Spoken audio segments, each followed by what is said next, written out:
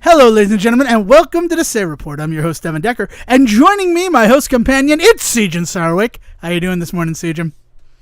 Yo, Dev, what's going on, man? Well, you know what, Siege? I hate to do this to you, like not even a minute into the episode, but it's quiz time, baby. As the listeners are already aware, the title of this episode is Tax Deductible Quizzing. Nice. Inspired by our Quizmaster General, William Fournier. Big shout out to Will. He might be a dad by the time this episode releases. So, like, there's a fact. But yeah, so like, here's the thing. Sejohn and I, the internal documents that we prepare for every production episode of the Say Report, I just put the episode number. So this is like 449. He doesn't know what the title is ahead of time. So he didn't know that I was going to spring this quiz on him. And the reason why I'm starting this off with a quiz is because last Monday, while you were all listening to the Airwalk report, which, like, big shout out to all of our new listeners in South America. I don't know if you guys just finally stumbled upon the greatest podcast about everything on the internet, or if, like, podcasting just recently became available to South America. Either way, lovely to have you all listening.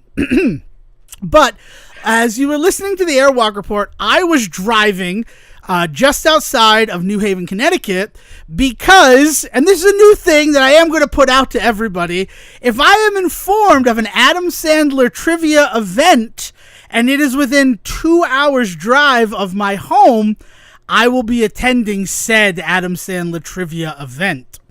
So while I kept Sejohn up to date on my progress while I was doing it, I don't necessarily remember sharing the questions or answers. Now, just like TLDR, I will let everybody know I only came in second place at the Adam Sandler Trivia that I attended on Monday with 325 points to the winning team's 435 points. The nice thing about that is, first of all, I was a team of 1 against a team of 12. That's copium. I understand that I'm coping there, but there's some fact there, right? One person's brain versus the collected of 12 brains. Now, granted, do I do an Adam Sandler podcast? I do, but still. But at the end of it, I'm sure if there was like a governing body of pub trivia, that they would definitely put a limit on team size at some point, right? Well, I mean, if you look at the first page that I sent you, there was a limit on team size of 6. So the fact that they had double that on their team, I don't know. I'm not going to make a stink, though. I'm just there to have a good time. I will say this, though, before going into my full review of this particular Adam Sandler Trivia event. My prize for getting second place at this Adam Sandler Trivia event, where there were only 9 teams competing, was higher than the prize that I won at the trivia event in like April, where I came in first place, and there were 24 teams. So, like, that's an interesting thing. I won $25 at Strange Brew Pub.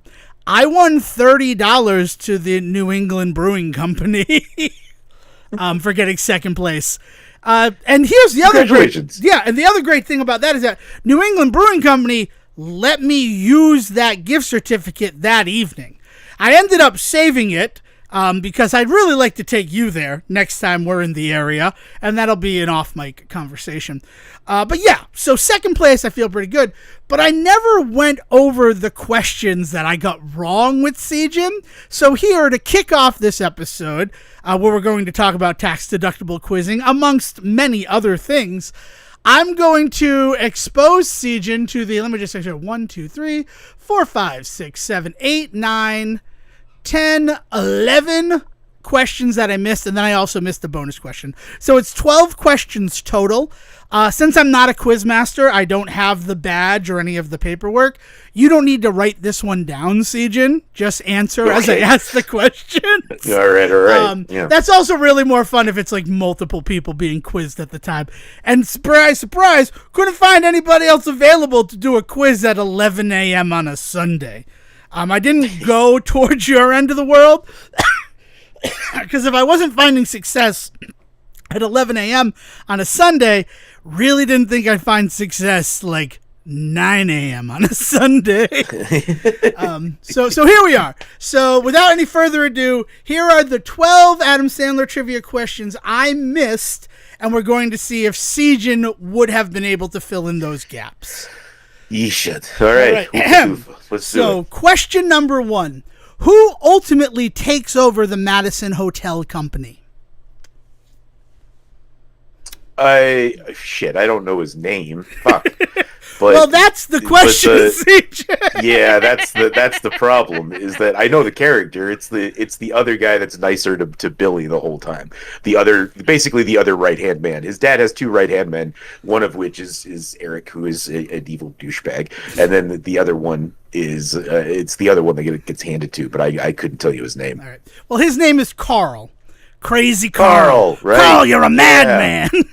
But I didn't remember either, right? So there we go. So now these are also, we do this type of thing, so now we'll never forget the answers, hopefully, Carl. Should they come up.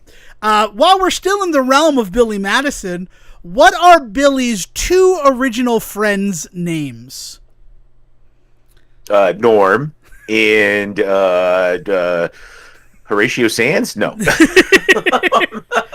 Do you like Flock of Seagulls? No, but clearly you do. Man, this is these are some deep questions, I will be honest. Yeah, right. I'm right there with you. Like, I don't feel like the fact that you didn't immediately jump out. I wrote down Norm as well. Are you throwing in the towel on his original 2 friends' names? Oh, yeah, names? definitely. Okay. No, there's no way I'm going to pull those ones out of my ass right now. Jack and Frank are his 2 friends' original names.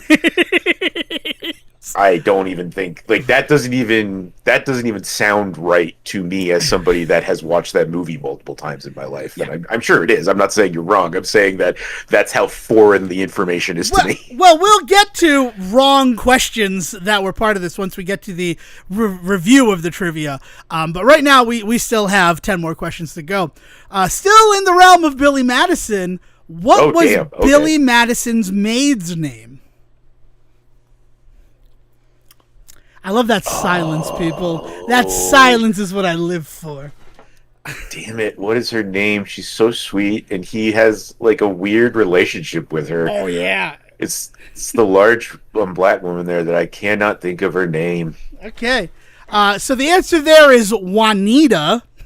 Juanita. So, cool. She's the one that, like, talks about what a nice butt he has and stuff. Yeah, right? I just want to bite it. Spank that thing. Okay, so Billy Madison, that's where we went, all right? This next one may be helpful. This is Mr. Deeds question. How much money does Mr. Deeds inherit? Well, this is a weird question because he ends up inheriting nothing. Because it all goes to so initially, how much money does he inherit before the end of the movie? It's not a quick. That's what I'm wondering. Yeah, that's not a trick that's question. What I was going to say. Is like, what's the question here? Are we asking how much money is at play, or how much money does he actually end up? So how much money is at play, basically? It's in the billions, isn't it? It is in the billions. I will tell you that much. Isn't it like $6 billion or $6.2 billion or something weird like that? It is $40 billion. Oh, 40. Holy shit. I wrote 80. So I feel okay, right? I just doubled his inheritance. That's my money. No. Well, I mean, at that point, right, once you're talking billions in general, but once you're talking double-digit billions, what the fuck is $40 billion among friends? Yeah, exactly. I don't know. Maybe we'll be able to play poker with Mike Eisner, Bill Gates, and the third guy, Ted Turner. It's Ted Turner in that episode of Family Guy. See, look at where we go. All right, now we get into what will also be a pretty big I've colorized the moon. Sorry, go ahead. Thank you, Sejohn. I love you, buddy. They are ants, Michael. Okay. This is my favorite part of it. It's going to be a big part of the review coming up after. What was Adam Sandler's character's full name in the film Blended? It's just first last, so it's not like you don't. There's no like middle initial or something. I could pull a middle name out. Yeah. Michael Stipe, right? Jim Friedman. Jim Friedman. Yeah, and even that, like, they only call him that one time, and most of the episode, most of the movie, he's pretending to be his boss, the owner of Dick's Sporting Goods, Mr. Papalopoulos. Right. So that whole joke, right. Mr. Snuffleupagus. Oh, Mr. Friedman. You called me Friedman. You knew this whole time. All right, so sticking on this track, get used to it. Adam Sandler's character's full name, and you are so not invited to my bat mitzvah. Dad. Final answer? Yeah. No, I'm sorry. His name in bat mitzvah was Danny Friedman. Oh. Perhaps a relationship there? That's actually an interesting idea, but yeah, that's something anyway. to discuss, right? All right, final one of these, surprisingly. Adam Sandler's character's full name in the film Spanglish. I don't remember their last name, and I definitely don't remember his first. It hurts, right? I don't know, man. We made some real, good observations about his name and where it came from, being a James L. Brooks directed film. Man. It's John Klasky. Oh. Yeah. Klasky Supo doing the first season of The Simpsons and later Duckman. Yeah. So like that, I'm just going to tell you this. 20% of the questions during this whole trivia event were, what was Adam Sandler's character's full name? Jesus. Yeah. So, that's... See, now, when Will gave it to us, he gave us the name, and we had to figure out the movie or something, right? So, and that was a lot easier than remembering his name. I can't even remember my own name half the time. Well, so John Klasky is the only one that I fully agree with of those ones, because even on the IMDb page for Blended and Bat Mitzvah, it's just the first name. You have to go deeper to find the last name. So that's something. I mean, this is not one of the questions, but what was his character's name in Click, the episode we just did an episode on? The movie we just did an episode on. Oh, I was so happy because it was one of his more Jewish names, and and it has this double meaning considering the content of the film. Oh, I can't remember. So it's Michael Newman in Click. Michael Newman. Because he's a new man by the end of it. All right. So the final round of questions, this is where I missed a bulk of them. These are where all these next questions are from. Was just random Adam Sandler. Movies and other shit was what the Quizmaster called it. So first off, what is the name of the fictional beer that Adam Sandler and Chris Farley did a commercial for when on SNL? Oh. Fictional beer that they do the thing? People are yelling at their iPods right now. Yeah, it's probably some. I'm not. I mean, look, man, I'm not great on old SNL trivia. Period. So I have no idea. Yeah, I also didn't know, and we do a podcast on the guy. It's Schmidt's Gay. Because that's Schmidt's Gay beer. All I can remember. I'm trying to think of Farley. Is that the one where he's got the flip up sunglasses and all that shit? Yes, it is. Is that the? I believe. Yeah, it is, okay. yeah. So I do remember the sketch, and then but all I can think of is the fucking NyQuil commercial that Farley does, where he sleeps where he goes into hibernation. Yeah. I get it. I totally understand. I didn't get it either. Schmidt's Gay. I don't know. I don't get it. Okay. Schmidt's Gay. Yeah. What is the film that features a cameo by Dan Marino? I was about to say Ace Ventura. It is Ace Ventura, but we're talking Adam Sandler film. We're talking Adam Sandler though. Is it the Waterboy? No, it's Little Nicky. Is it Little? Because he makes the deal with the devil for the Dolphins to win the Super Bowl. Nice. Yeah. So there's that. Okay, so I'm not feeling bad. I'm feeling a little vindicated in these. The other one I was going to throw out there was Longest Yard. I was like, what were the football movies? Yeah, right? That's where my mind went. I also thought maybe Mr. Deeds, because there's a bunch, he owns the Jets in that one. That's true. So, there's that.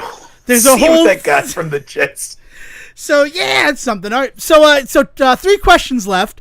What was the name of Adam Sandler's comedy album that went to #1 its first week of release? They're all gonna laugh at you. No, it's Stan and Judy's Kid.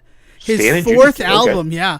I went with What the Hell Happened to Me, because it's got like the Hanukkah song on there. It's right after Happy Gilmore Billy Madison hit the release of that one, maybe even Happy Gilmore. So like I thought this is where his Q level is the highest, his 96 release. But no, it was his 2000 film, which I guess tracks. You got like Big Daddy and everything there. So yeah, so there's that. Again, not feeling bad. All right, so now this one. Name the 2012 Adam Sandler film that swept the Razzie Awards, winning all 14 nominations, including writer, producer, and star. Was that not Jack and Jill? It is Jack and Jill. Sejohn gets a point, and honestly, that's what it means. I have an issue with that because that's a 2011 Adam Sandler film. Oh, I wasn't even thinking about the year because, again, I'm shit at that. Right. I was just thinking about the Razzies. But as somebody who focuses on the year, that question should have been, name the Adam Sandler film that swept the 2012 Golden Raspberry Awards, winning all 14 nominations. Not the 2012 Not Adam the 2012 Sandler film. Adam Sandler film. And again, there's going to be some more on that. So last one, this one, had I gotten this right, because I went for it, what they do is they do 5 rounds of 10 questions each, and then they do a bonus question at the end that if you get correct, doubles your points in the 5th round, but if you miss it, you lose all your points for the 5th round. So I had 70 points from my 5th round performance, and if I had doubled it and gotten 140 points, I would have been king of this Adam Sandler trivia. So Sejohn, for the bonus question, what was the first film Sandler got an executive producer credit on? Man. I mean, Billy Madison? No, Billy Madison is too early. I myself went with Deuce Bigalow, Male Gigolo, it being the first Happy Madison film, but it's actually The Waterboy, which is something I'm like, I think it was The Waterboy, but then I got in my head about the Happy Madison of it all, so I went with Deuce Bigalow. But he also had an EP credit on Big Daddy. Deuce Bigalow is his 3rd executive producer credit. So I don't, like, overall, the fact that you also didn't know all of those as a scholar of Adam Sandler, I think we can, like, douchily call ourselves that at this point, having recorded 50 plus episodes, looking at the films of the man. Like, I don't feel bad that I missed those questions because they're good trivia questions. And I will say that overall, comparing against the Strange Brew trivia I did and the New England Brewing Company trivia that I did, I think that Strange Brew was all like multiple choice. And that was a lot less. To be clear, fun. Strange Brew was the place. You didn't go and do a trivia night on the John Candy classic Strange Brew, right? John Candy's not in the film Strange Brew. Is it not? Is no, it just it's Rick Moranis and and Doug. Well, Doug McKenzie's his character. Dave Thomas. It's Dave Thomas and Rick Moranis. Dave Thomas. Yeah. I don't know. I mean, I haven't seen Strange Brew. Oh no, I was thinking of Canadian Bacon. I was conflating Canadian Bacon and Strange Brew in my head. Speaking of John Candy, he passed away in March of 1994. I'm pretty convinced that Dale might be John Candy reincarnated. I'm just sharing that thought with you. This is a thought that's been spinning in my head since Friday, and now I've gotten it out. Sit her down with some episodes of Camp Candy and see if she just remembers recording. Remembers episodes of them. She described the plot of Planes, Trains, and Automobiles with perfect recall, despite never having seen the film. That's the thing that she did this week. So I don't know. That's what made me start thinking about it. Like, well, I mean, there's got to be paperwork in heaven, right? You don't die and immediately get reincarnated. There's probably a waiting period. And 6 months seems reasonable before he gets put into a new body. Man, you know how bullshit that would be to show up in heaven and then like a couple of months in, somebody comes to you and is like, "All right, time to go back," and you're like, "What the fuck? No, I'm in the good place. I don't want to go anywhere else." No, we need souls for down there. We only made a certain number of souls. We need pigs for the machine, asshole. Get back down there. Yeah, so I mean, I did like that. The trivia at Strange Brew was all like multiple choice, which meant the questions were a little bit higher level, but you had things to choose from.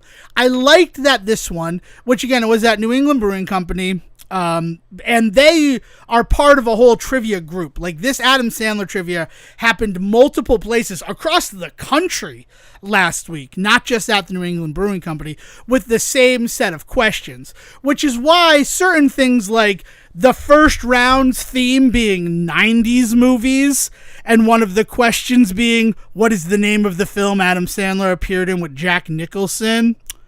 That kind of bothered me, because that's a 2003 film. That's not a 1990 film.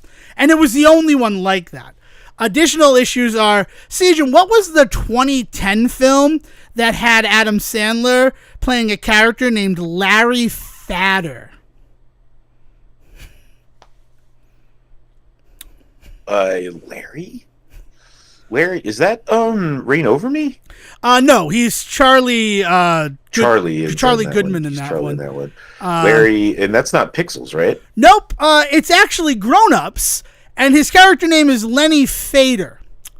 Yeah, but they definitely had Larry Fatter instead of Lenny Fader. Which 2010, this was another one where I'm like, well, the only 2010 film is Grown Ups, and I know his name is close, so I wrote it down. But then afterwards, I'm like, I don't know if you want to tell the company, he ain't never played a character named Larry Fatter. It's Lenny Fader. Like, I don't know, and I looked at it, that's what was written down as the question. I'm like, yeah, that one's incorrect. And, like, that one's a big deal, right? Like, the 2012 Adam Sandler film, that kind of bothers me. Because, like, on Jeopardy, that's the gotcha all the time. Like, this film won the 1987 Best Picture. And it's a film that came out in 86. Right? Like, that's just the thing you need to know. Like, when the questions are wrong. But other than that, it was a wonderful experience. Big shout out to DSO, the team of 12 that ultimately won. I did get a picture of them. That's going to go up in the supplemental material. And then I also want to give a shout out to the team that was my cheering section, because I showed up, I'm sitting there alone, I'm enjoying my beer, and the grandma song came on. You know the grandma song? A wee clunkety clang, dip. You gotta doodle, dip doodle, I think is the actual title of it.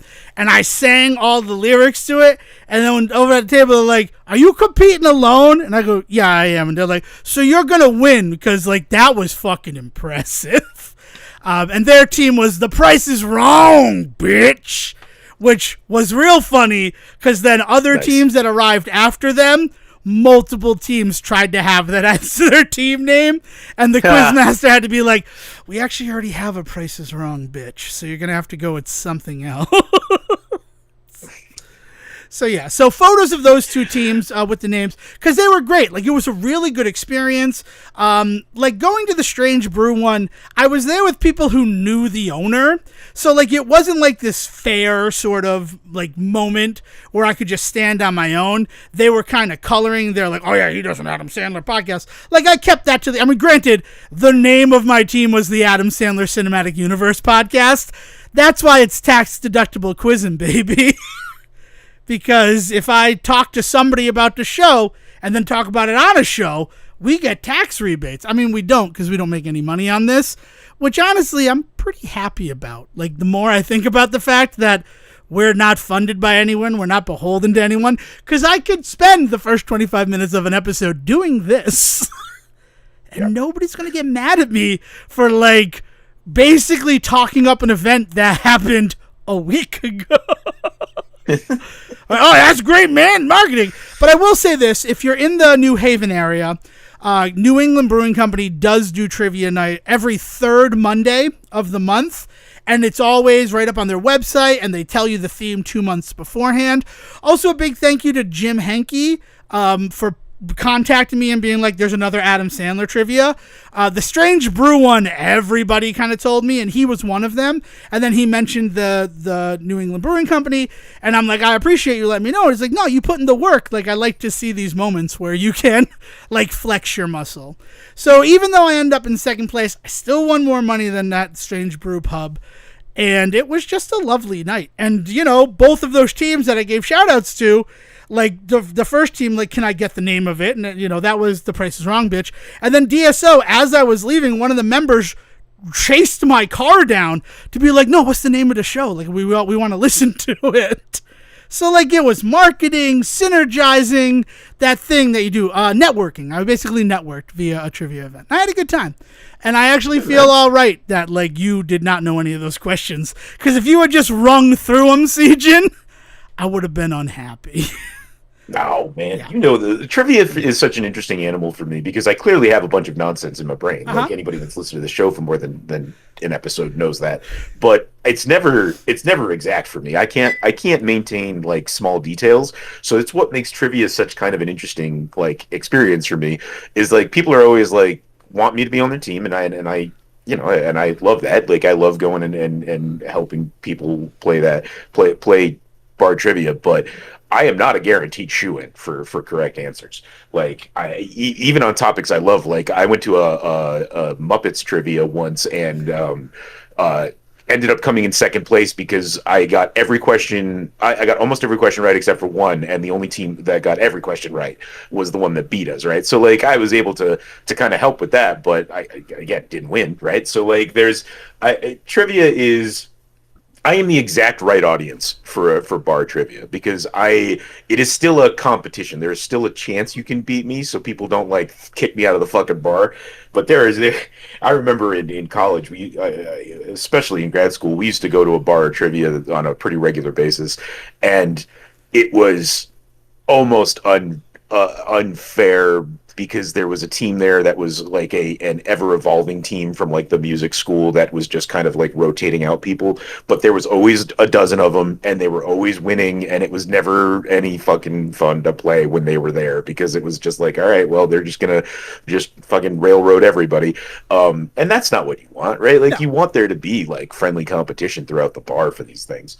So like I feel like I am in that right spot of I know just enough to be dangerous at bar trivia, but I am not a guaranteed like win for the team. Yeah, no, I get that, and I mean that's the worst thing for me is that like trivia games at home have added that whole like who do you want to compete against in the final, and I do really well, and then they're like, well, no, we're not going to play with him. Then he's going to kick our ass. So there's that. And also looking at Thinkers and Drinkers Unite for Big Boy Trivia. Players on team 1 to 6, max 6. And you can see that photo of DSO. There's way more than 6 people there. And also going through, I don't appreciate that 9 of the questions were tell us the full character name of this Adam Sandler character. And then additional ones like, who were his friends' names? What was his maid's name? Like, that's a lot of like just write down names. It's also not very fun. Yeah, like give me some more fun trivia about the movies. Like like what movie features the most Adam Sandler songs on it or something, right? Yeah. And like be Wedding Singer, wouldn't it? No, it'd definitely be 8 Crazy Nights. Oh, that's fair. It's a musical. Oh no. Yeah, that's true. But that's true. I was thinking Adam Sandler because all right, yeah.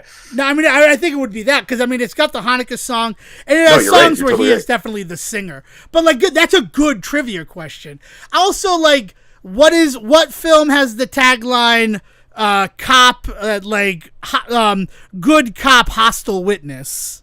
What film would that be? Bulletproof. Sejohn, right? In what film does Adam Sandler's friend reveal himself to be an undercover cop?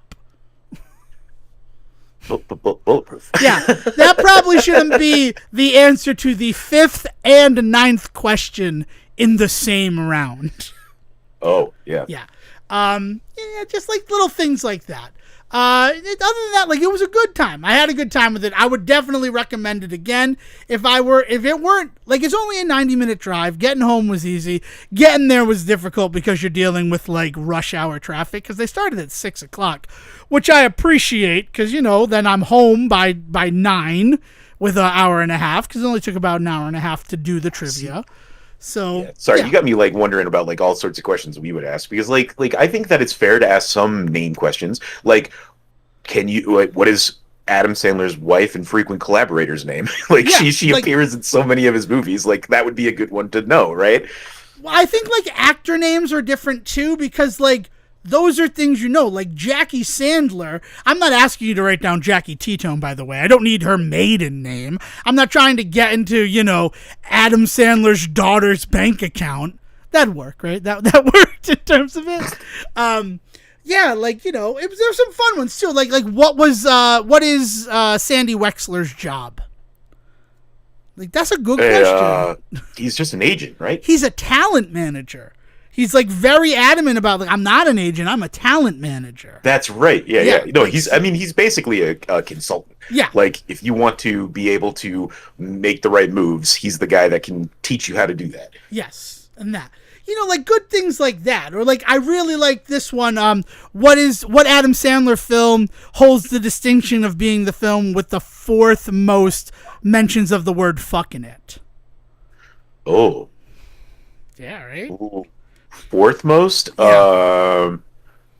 Probably, I was going to say Uncut Gems, but that's probably number one. No, it's still Uncut Gems. Oh, it is? Okay. Yeah. I think Wolf of Wall Street is technically number one right now. Because at any given time... I thought you meant of Adam Sandler movies. No. I didn't know you meant See? of all movies. Yeah. Oh, yeah. Uncut Gems then. Yeah. Yeah, that's a pretty simple one. What show? Man, speaking of the Safdies, we gotta have a conversation about Punching Machine someday. But sorry, go ahead. No, I love it.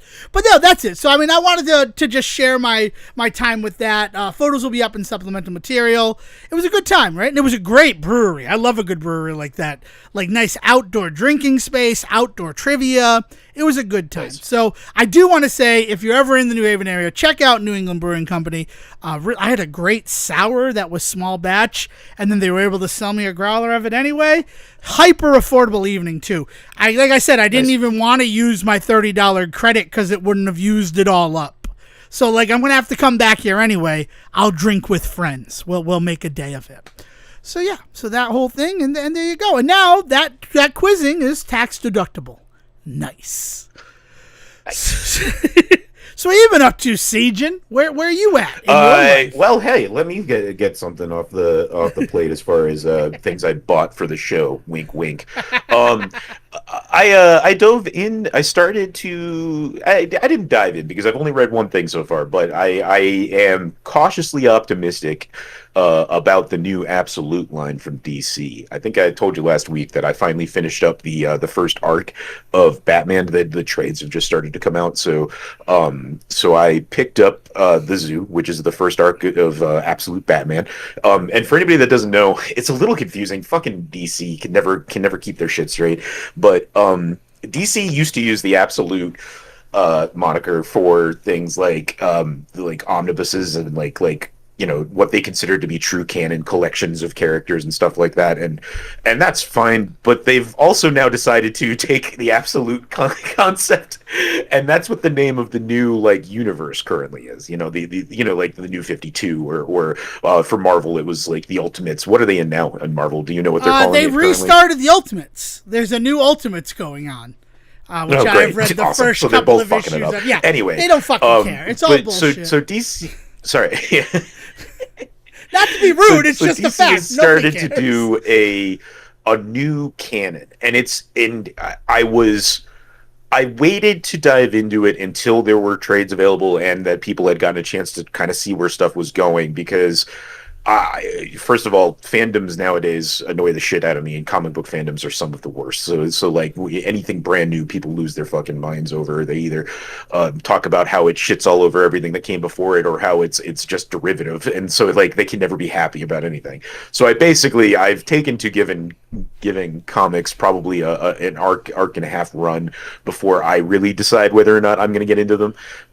Which I don't know if that's fair or not, but I was nervous about the Absolute stuff, especially because the new Absolute stuff, because their whole idea, much like the Ultimates line for Marvel, and is that they want to reestablish the canon for character. Like they want to do some things that you're not supposed to do. They're trying to break some pretty big rules of DC, which I think is an interesting move, right? And there's other things that have done that, like they've allowed Elseworld stories to do things, or the Injustice comics, I think, are a really good example of a line where they kind of let the creators have free reign with characters and do what they wanted, and it allowed for some pretty insane shit to happen that is no way they're gonna ever allow to be true DC canon. I think they've already dubbed it like otherworldly or whatever. But the Absolute line wanted to do some things like, for instance, with Batman, what if Bruce Wayne wasn't a billionaire? That is really kind of the big crux, but what that does, the changes that makes to the world, is pretty insane. And like for starters, so it's being handled by Scott Snyder, who anybody like that reads Batman comics, I highly recommend you read some Snyder shit. He's the one that was running the early New 52 stuff for Batman. I'm pretty sure he stuck with Batman the whole way on that one. But he did like the Court of Owls storyline. He did the Death in the Family stuff. I forget, it wasn't Death in the Family, but the Joker storyline stuff. Yeah. And then Zero Year, which is just a phenomenal Batman story. There's Snyder has already kind of got my blessing as a Batman fan. Like, I love his shit. And he teams up with Nick Dragotta as the artist this time, and the art really is kind of key to a lot of the Absolute stuff. Is that some of the art is just fantastic and wild imagery. Batman now carries a fucking battle axe. Okay. True. Yeah, and so the pictures of Bruce, he's a beefier Bruce. He's definitely more in the Frank Miller vein than the Adam West vein, as it were. And so he's a beefier Batman with this giant thick ass battle axe in his hand, shaped like a bat. So it's fucking wild imagery, and it's great.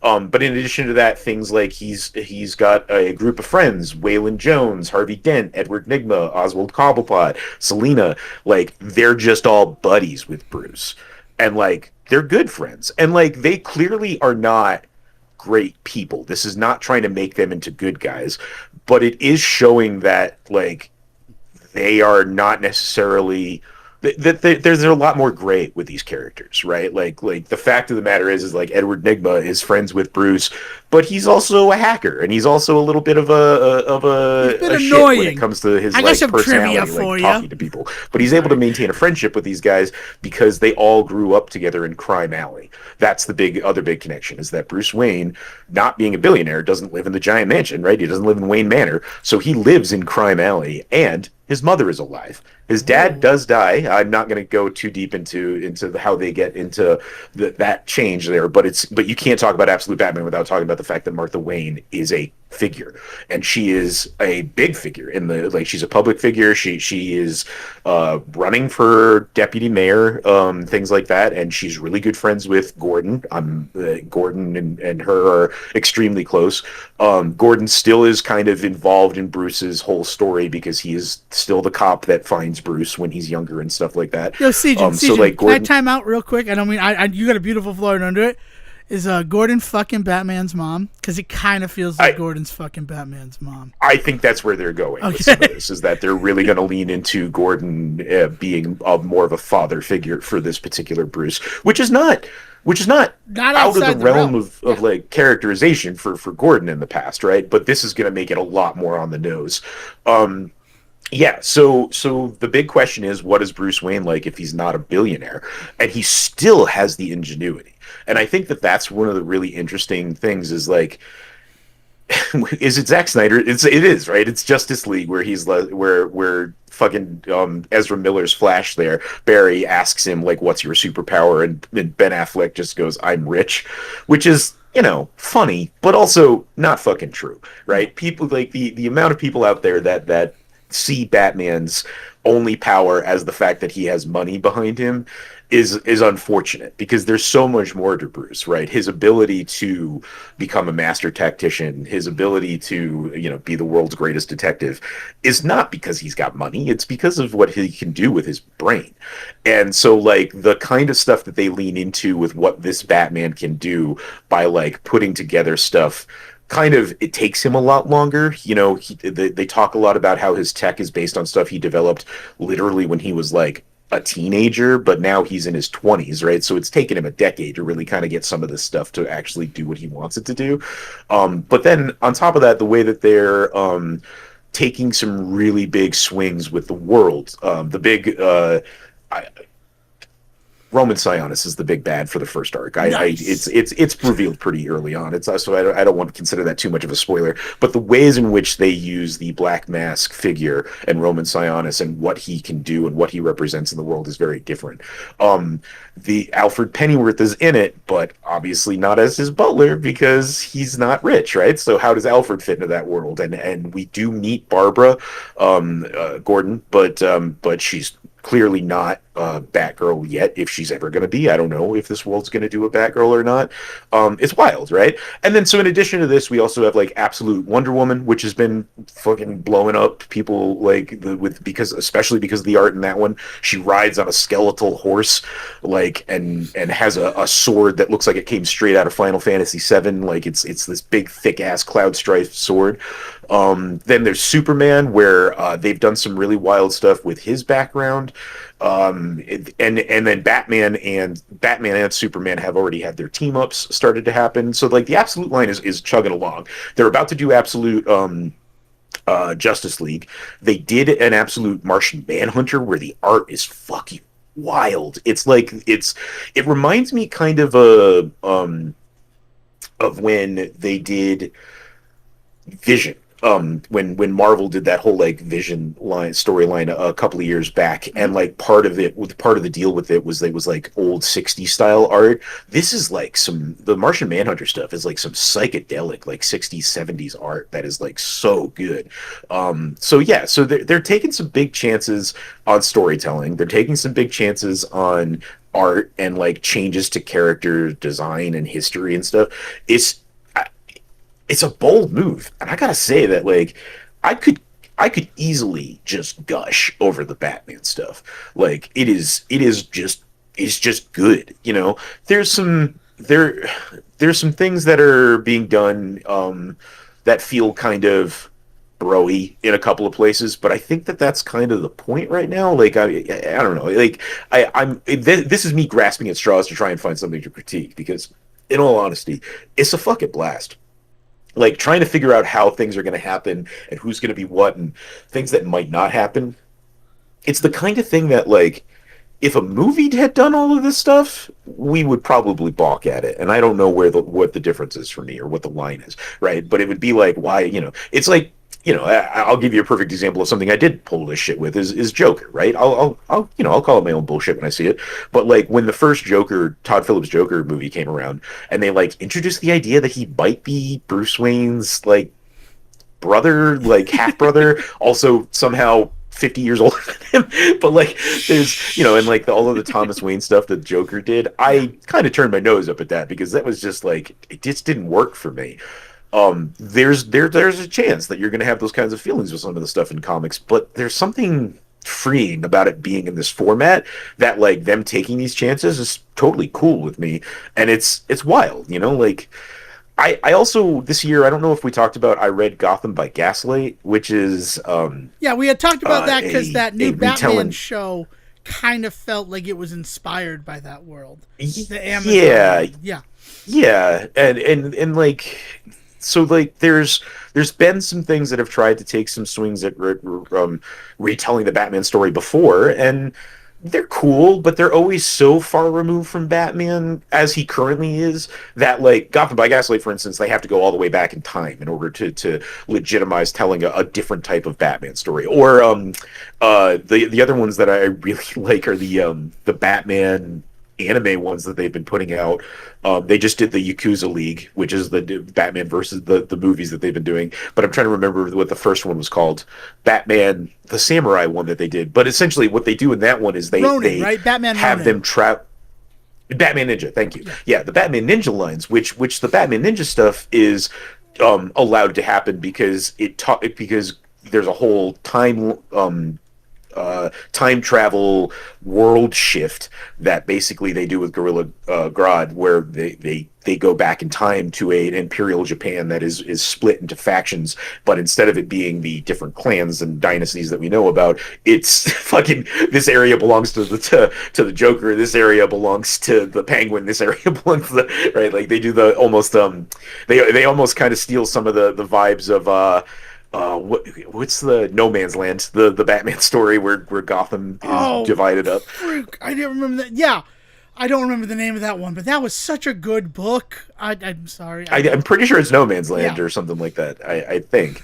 But it's like after there's a big event in Gotham and there's like an earthquake, right? And then throughout the recovery, like Two-Face takes over an area and Penguin takes over an area, Gordon and the police take over an area, and yeah, so like the Batman Ninja stuff kind of felt like it was almost taking from that before, but like those movies are so wild with what they do. There's a giant mech battle.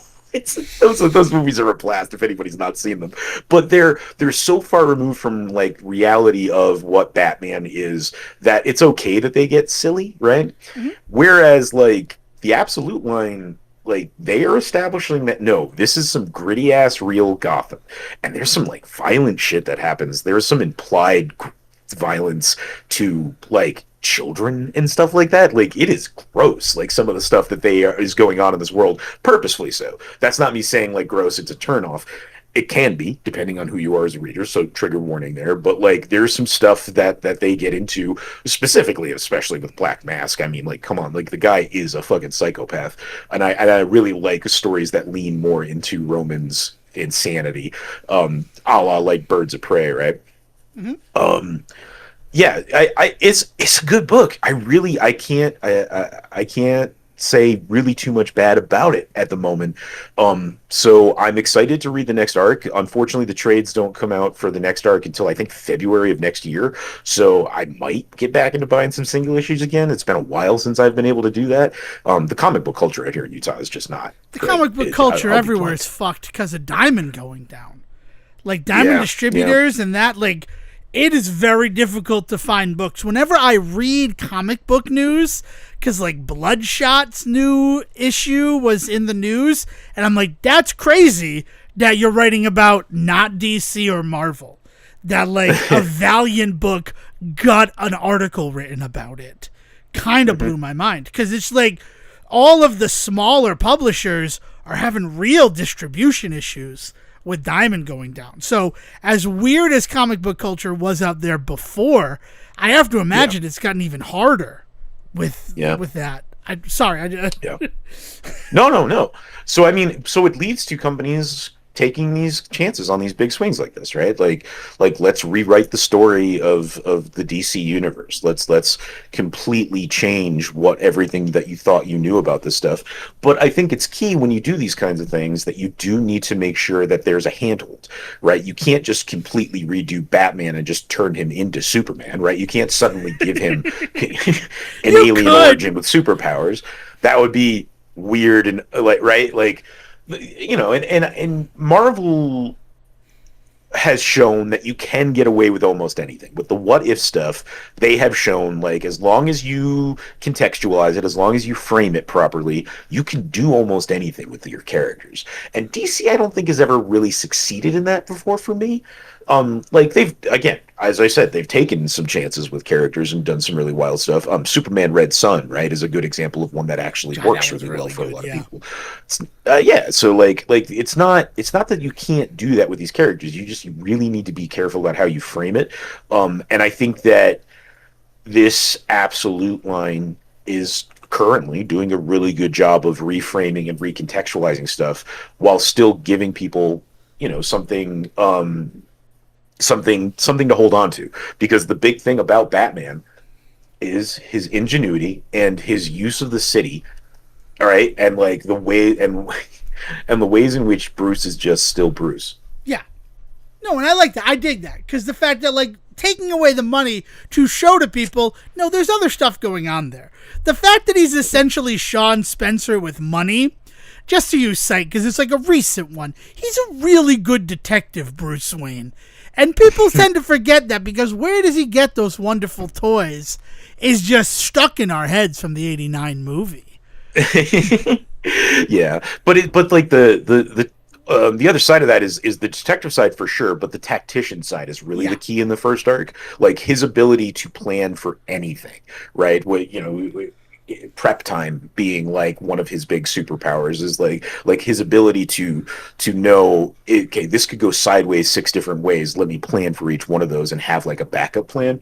And then also one of the other things, and this is true, I actually went back and read a couple of Snyder's earlier stuff in the New 52 because I needed to keep reading because it was so good, but I don't have access to the second arc yet. So I was just like, let me go back and read some Court of Owls stuff or something. Snyder really likes to lean into Bruce's inability to quit. He really likes to lean into to like, let me take everything away from this guy. Let me give him every reason in the world to walk away and still have him persist. And that is the other thing, is his persistence is like is really on display in this one. There's some really beautiful written narration coming from Alfred in the ways in which he is kind of meeting Bruce for the first time and watching him in action, and just his reaction to, like, he's like, just walk away, kid, just walk away, kid, and the kid never walks away, is like kind of the whole like running beat with him. And it's uplifting. Like it's reading this comic and feeling like, yeah, Batman's a goddamn fucking hero. Yeah. I did send to you, and I think you laughed when you received it, Speeding Bullet. Batman Speeding Bullet is something I would recommend in terms of what if Batman were Superman, where like Kal-El is raised by the Waynes and everything happens that way. If we're going to talk Elseworlds, that is a book that I really, really enjoy. And the fact that McFarlane gave us a figure of Speeding Bullet like 2 years ago really made my day. So that's one thing. I have one other question before we stay on the DC train, actually. How many issues are in each of these, like, trade paperbacks? Is it just 4, or is it more than that? I'm pretty sure it's 7. Okay, that's awesome. They feel pretty hefty compared to some other ones that I've gotten. Let me pull up 6 issues, number 1 through 6. Were the first trade. And then the second one's going to be 7 through 13. And that's supposed to be coming out in February 3rd of 2026. So I get that. I understand. Now that it's 6 issues, that makes sense to me. It's better than like IDW with their 4-issue trades. Like, they come out more frequently, but it also feels like each one of their little arcs are written with 4 issues in mind, which can be a bit of a fucking problem for me. I'm going to be honest. Like, you're going to get a full story every 4 issues, but at this point, I'm going to wait for the trade paperback so that I don't feel, blue-balled at the end of each issue. No. Like, just as it starts going. Part of it is also the writing of Snyder on this particular line. Like, I haven't dug into too much other stuff, so I can't talk too much about the writing on the other ones. I can tell you about the art on the other ones because it's everywhere and it's beautiful. But as far as the writing goes, I mean, Snyder has pretty much solidified himself as my probably going to be my Batman writer my whole life. Like, there's definitely other writers that I have a great time with when they write Batman, but as far as like definitive to like Batman in my brain, what the stories of Batman are, they're going to be Snyder's stories my whole life, I think.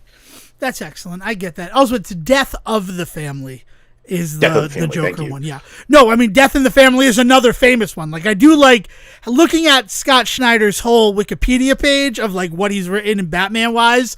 A lot of his titles are like plays on formerly famous Batman stories, which oddly works for me. I'm not going to lie. Yeah. And like, that's part of why it's so good to have him here for the ride, right? Him being the one handling this kind of retelling is that he clearly does have a love for Batman and the universe of Batman, and has proven that for years in his writing of Batman.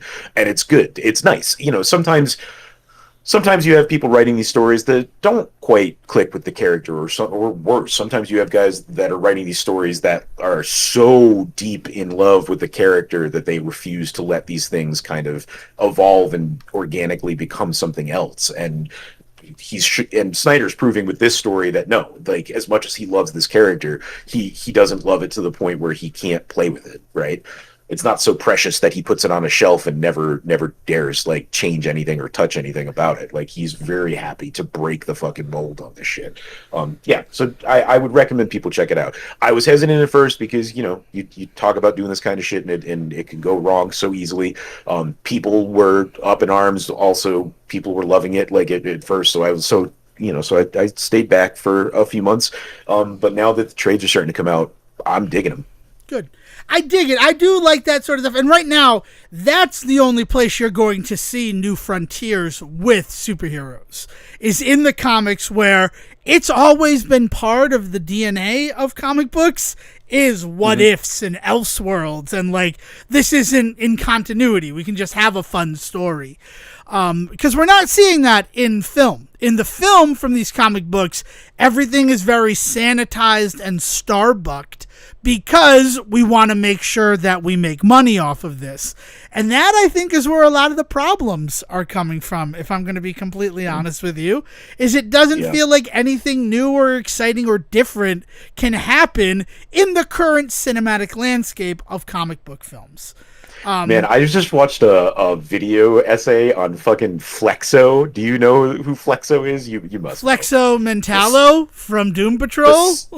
No. Oh, okay. No, Flexo the symbiote. Oh, no, I don't know who Flexo the symbiote is. So there's this symbiote that, so he didn't start out as a symbiote, but they retconned him into one during the Venom Wars. So Flexo was a character from Mystic Comics all the way back in like the 50s. And Mystic Comics got folded into Marvel and all that sort of stuff eventually, and things like that. But he was a character that only had like a 4-issue arc back in the 50s, 60s, whatever it was. And what he was two scientist brothers, had invented a robot made of flexible rubber that could change its shape and size and do a whole bunch of other silly stuff. And by all accounts, wasn't sentient, although it did have a couple of like wink at the camera moments, but other than that, like, basically it would just do whatever the brothers told it to do. So like they would be like, hey, that guy has a bunch of guns, beat him up, and like he would go in and beat up a guy with a bunch of guns. But at the end of the day, like, he didn't really do too much, right? So he goes so he's this, like, his superpowers are that he can heal instantly. Like, his rubber will like reseal if he gets shot with bullets. He can stretch his arms. He can do all sorts of weird rubber shit. And so he gets put on ice at some point, right? Literally, because what happens in the Symbiote Wars, in the Venom Wars, they reveal that those comics with Mystic were fantasy retellings of an actual robot, and the two scientist brothers who are back in the Symbiote Wars, like, they talk about how they discovered a rubber-like material inside a meteorite that fell to Earth, and they created this thing. And so the reveal is that he's actually another symbiote. And like, they rewrite this whole story for this character that is like 50 years old and long forgotten, to turn him into one of the symbiotes. And he ends up actually being such an important part of the story, because he goes through this whole thing where he was in like, they one of the things that they do is they make him a soldier in World War II, right? And so he has like this like weird World War II history, and he meets Dr. Doom, who tricks him into like being a sleeper agent at some point. So in these wars, he ends up killing Eddie Brock. It's like crazy how important Flexo becomes to all of this shit. That's insane. I love, like, reading about him. First of all, the image on top of his Marvel database page with him basically being in like Iron Man cosplay is kind of hilarious. I'm not gonna lie. yeah. And then like characters like Dr. Murdo seeking to create a death ray. This is great. I love characters like this. And I love that they can do that, right? You can take an obscure character from however many years ago and reintroduce them. Like what they did with the original Human Torch. The Human Torch that was an android. I can't remember his actual name. But like the idea that in the Marvel Comics, when Johnny Storm took the name the Human Torch, it's because he was like a fan of that original Human Torch. Like, that's such great shit. And it's from the original, like, timely comic days where Captain America, Namor, and Black Panther originally came from. Jim something. Let me get his name. Or the original Human Torch's name. Jim something. Jim Robot. He's created by Phineas Horton. Jim Hammond was his non-superhero name. And he was an android that could light himself on fire. Yeah. So good, just fun stuff. I enjoy it. I don't know, comic books. It's a brave frontier right now. But we're gonna stick in the world of DC. I know we just went a little Marvel on you guys, because it's finally here after a 2-year wait, maybe even 3 years, at least 2 years. We have season 2 of Peacemaker. Yeah, now, man. Did you watch the first episode, Sejohn, of Peacemaker season 2? No, I have not dove into season 2 because I'm rewatching season 1. That's season fair. 1 I thoroughly enjoyed, but I watched in a fashion that is not conducive to holding on to a lot of details. Okay, I like how you sort of innuendoed that, Sejohn, and I'm gonna let it. Did you hear? Speaking of season 1, did you see the John Cena interview where he had to talk about like using a bong? Yeah, the bong. Like the guys all having to teach him how to smoke a bong. So he had like PAs coming up to him to give him tips and tricks on how to make it look like he knew how to. But I can totally believe this. Like, I don't know why anybody would have a reason to make this kind of story up, but the ways in which he talks about how foreign drugs were to him before playing this character is wild to me for a guy that went through like the WWE and shit. Well, to quote my mother, because we watched the interview together, that man's body is a temple. Of course he doesn't know how to take a fucking bong rip. Like, I'm like, that's a good point. Look, she brings up a good point. I used to work with. Look, I used to do some work with male dancers for a while. I did some directing for some various male like centric shows. Magic Sejohn over those here. Those guys.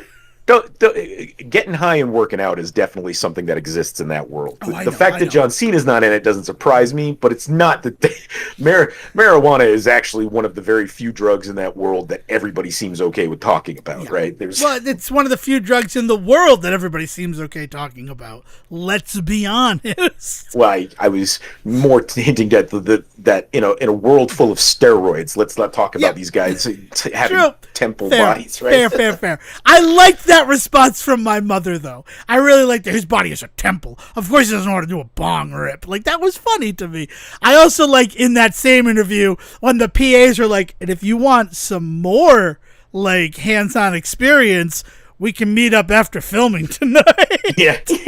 Like, oh man, is that also the same one where the coffee question came out? Was that the same interview? I only saw the bong section of it, that he didn't know how to do a bong rip, and I'm like, that's everybody's funny. learning that his vice is coffee. That's his like drug of choice, and he has some very strong coffee bro opinions. Like, and anybody that gets passionate about a thing is fun to listen to, but there's that danger nowadays of people getting so passionate that they become kind of gatekeepy. Yeah. It doesn't sound anything like that. It doesn't sound. It really does stay in the realm of him just sounding like super passionate about a thing that he loves. But he talks about like why he orders like a flat white everywhere he goes, and he talks about how Australia having the best coffee and stuff, and it's really cute. So in addition to the bong question, that's the other one that I've seen floating around is John Cena reviewing coffee. I love that for him. I also liked when the Lottery movie came out. Which has that great Ninja Turtles moment where he's like kicking ass to TURTLE Power by Partners in Crime from the 1990 film, which I think we're going to talk about a little bit after this. He's like, yeah, I love the Ninja Turtles. Like, everything in this movie about my character being a Ninja Turtles fan comes from John Cena. Like, those are my figures that I have had since I was younger that I am playing with in this scene. He'd be a good body for Krang, I think. I think That'd he'd be, really fun I would in love something that. like I mean, I have, because I absolutely love the fact that Mattel is basically crossing over He-Man with all these other properties, because I have a Andre the Giant Masters of the Universe figure that I put Krang into from the Turtles of Grayskull line, because the Krang section, it's its own separate little, because I don't know if you know, but like He-Man figures, Masters of the Universe figures, they come apart. Like, one of the big play features is that you can mix and match the parts, which is why every other toy line has that. But they don't sell the Masters of the Universe stuff. It's just one of those things that you can do with them. So the Krang, like where he would pilot the android body, it is separate. It's a separate piece. So you can kind of take any figure apart and make it Krang's body if you want to. Which is a nice play feature. I really liked it as a play feature. And they also have a bigger buck that the ogre, like, android body that Krang has in the Turtles of Grayskull line is on. But then Andre the Giant was the first, like, human to be used on that buck, so he looks big and bulky like Andre should. Right? Obey, baby. And the first thing that I did was to put that Krang in there so that it's like I have created my android body out of one of the greatest heroes of wrestling, Andre the Giant. Hello, little friend. And then I put the singlet on him. The black singlet's on it. So, like, Krang is hidden and Andre the Giant just looks like a giant. Like, I had some fun with that, I gotta be honest. And the same with, like, they did the Thundercats, and I've never had good Thundercats characters, so I stripped them down to just being Thundercats. I took off all the, like, Eternia gear, and I just have, like, a nice Lion-O and Chitara now. It's really working for me. I really do enjoy that. Also, I've been hearing people with the Thundercat lines, thank goodness you can make just the Thundercats. You couldn't do that with the Turtles. I have a set of just the Turtles. You can take off all their armor. The only one that was an issue was Donatello, because his Man-at-Arms helmet was, like, stuck to his head. But then they released the second Donatello that doesn't have that. So I have all four brothers looking like Masters of the Universe, like, naked down to their shells. So I don't know what people are talking about that you can't do that. just gonna say. But to go back to Peacemaker, I know you haven't seen it yet. This is not going to be a huge spoiler, but the fact that they are retconning the universe, right? Do not skip the recap, because the recap is... What's up? Oh, sorry. We're back on Peacemaker. We're back on right? Peacemaker, Make sure yeah. I'm keeping up. Yeah, Okay. So back on Peacemaker. So talk a little bit about what's going on this season, because it's pretty wild. Yeah, they have retconned it. The recap is previously in the DCU.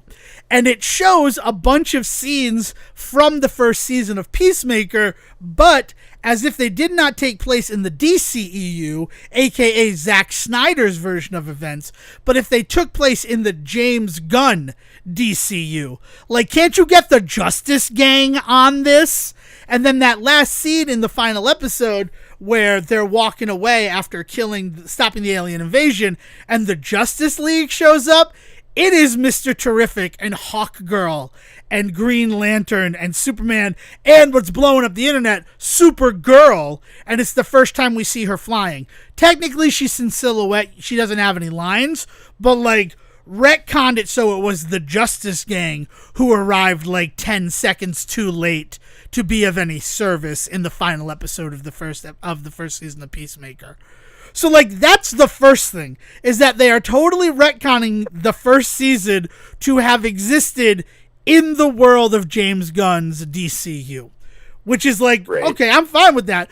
But then, the main plot, at least based on what the first episode looked like, is him secondarily crossing over into another parallel dimension where certain things went differently. Now, keep that as a surprise. I won't ruin that for you. But yeah, like, ambitious and super fun. This other parallel universe has just, like, so many great moments of like, it's kind of like our world, but slightly different. All of the lights are green here. No, they didn't go sliders on it. I'll tell you one.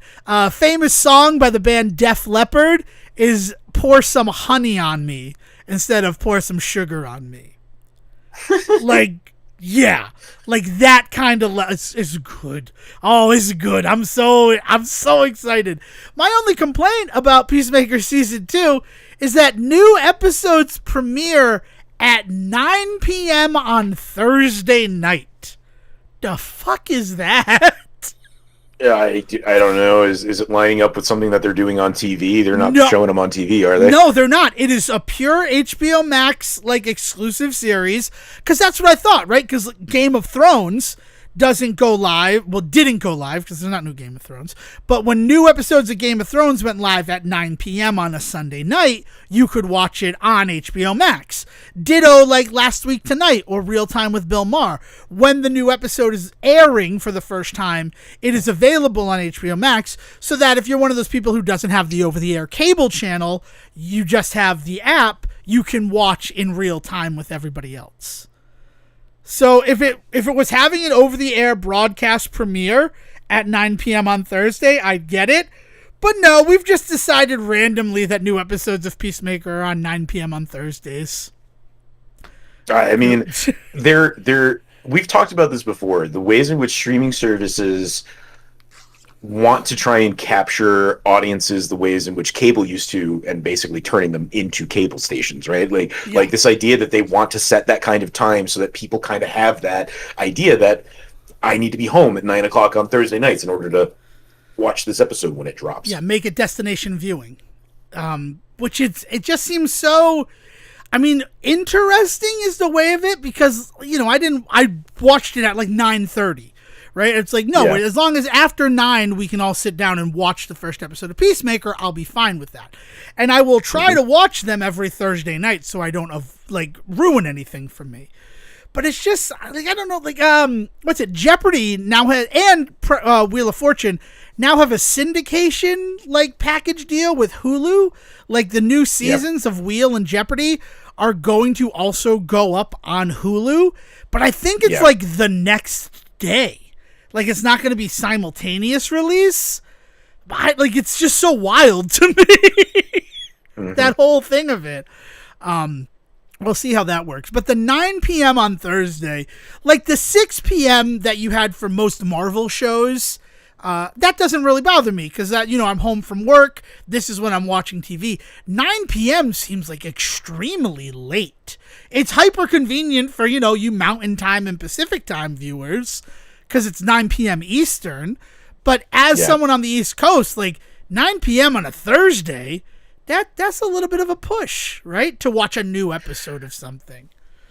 Kind of, but I mean, you are talking about a, for all intents and purposes, R-rated, right? TVMA like style show, and like it kind of like, but it fits that, right? Like that late night, hour long, you know, dark comedy-esque show. Like it sounds like, again, 20 years ago, that sounds like the time that would come on, right? 9 o'clock was X-Files time. I remember that when I was a kid. 8 o'clock was Simpsons. 8:30 was whatever. Usually it was King of the Hill or something in between. But then it would become 9 o'clock would be X-Files time, right? Like it's that right time of the night.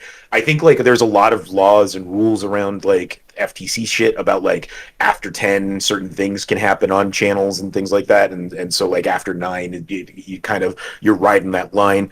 I think 9 o'clock was it 8 o'clock or 9 o'clock? One of those famously, I think it was 9 o'clock, was the time slot that Adventure Time was given when it was first picked up, because it was going to be an Adult Swim show, but it wasn't edgy enough for Adult Swim, and then Cartoon Network picked it up, and because the pilot did really well, and they put it on late night because they still didn't think it would be something for kids, right? But then it ended up becoming huge, so it ended up getting a lot more play throughout the day. But it famously had like a late night time slot because it wasn't quite Adult Swim yet, but it was one of those shows that was like, this could be on Adult Swim, right? There's something about that 9 o'clock hour that's like the magic hour for that kind of adult entertainment.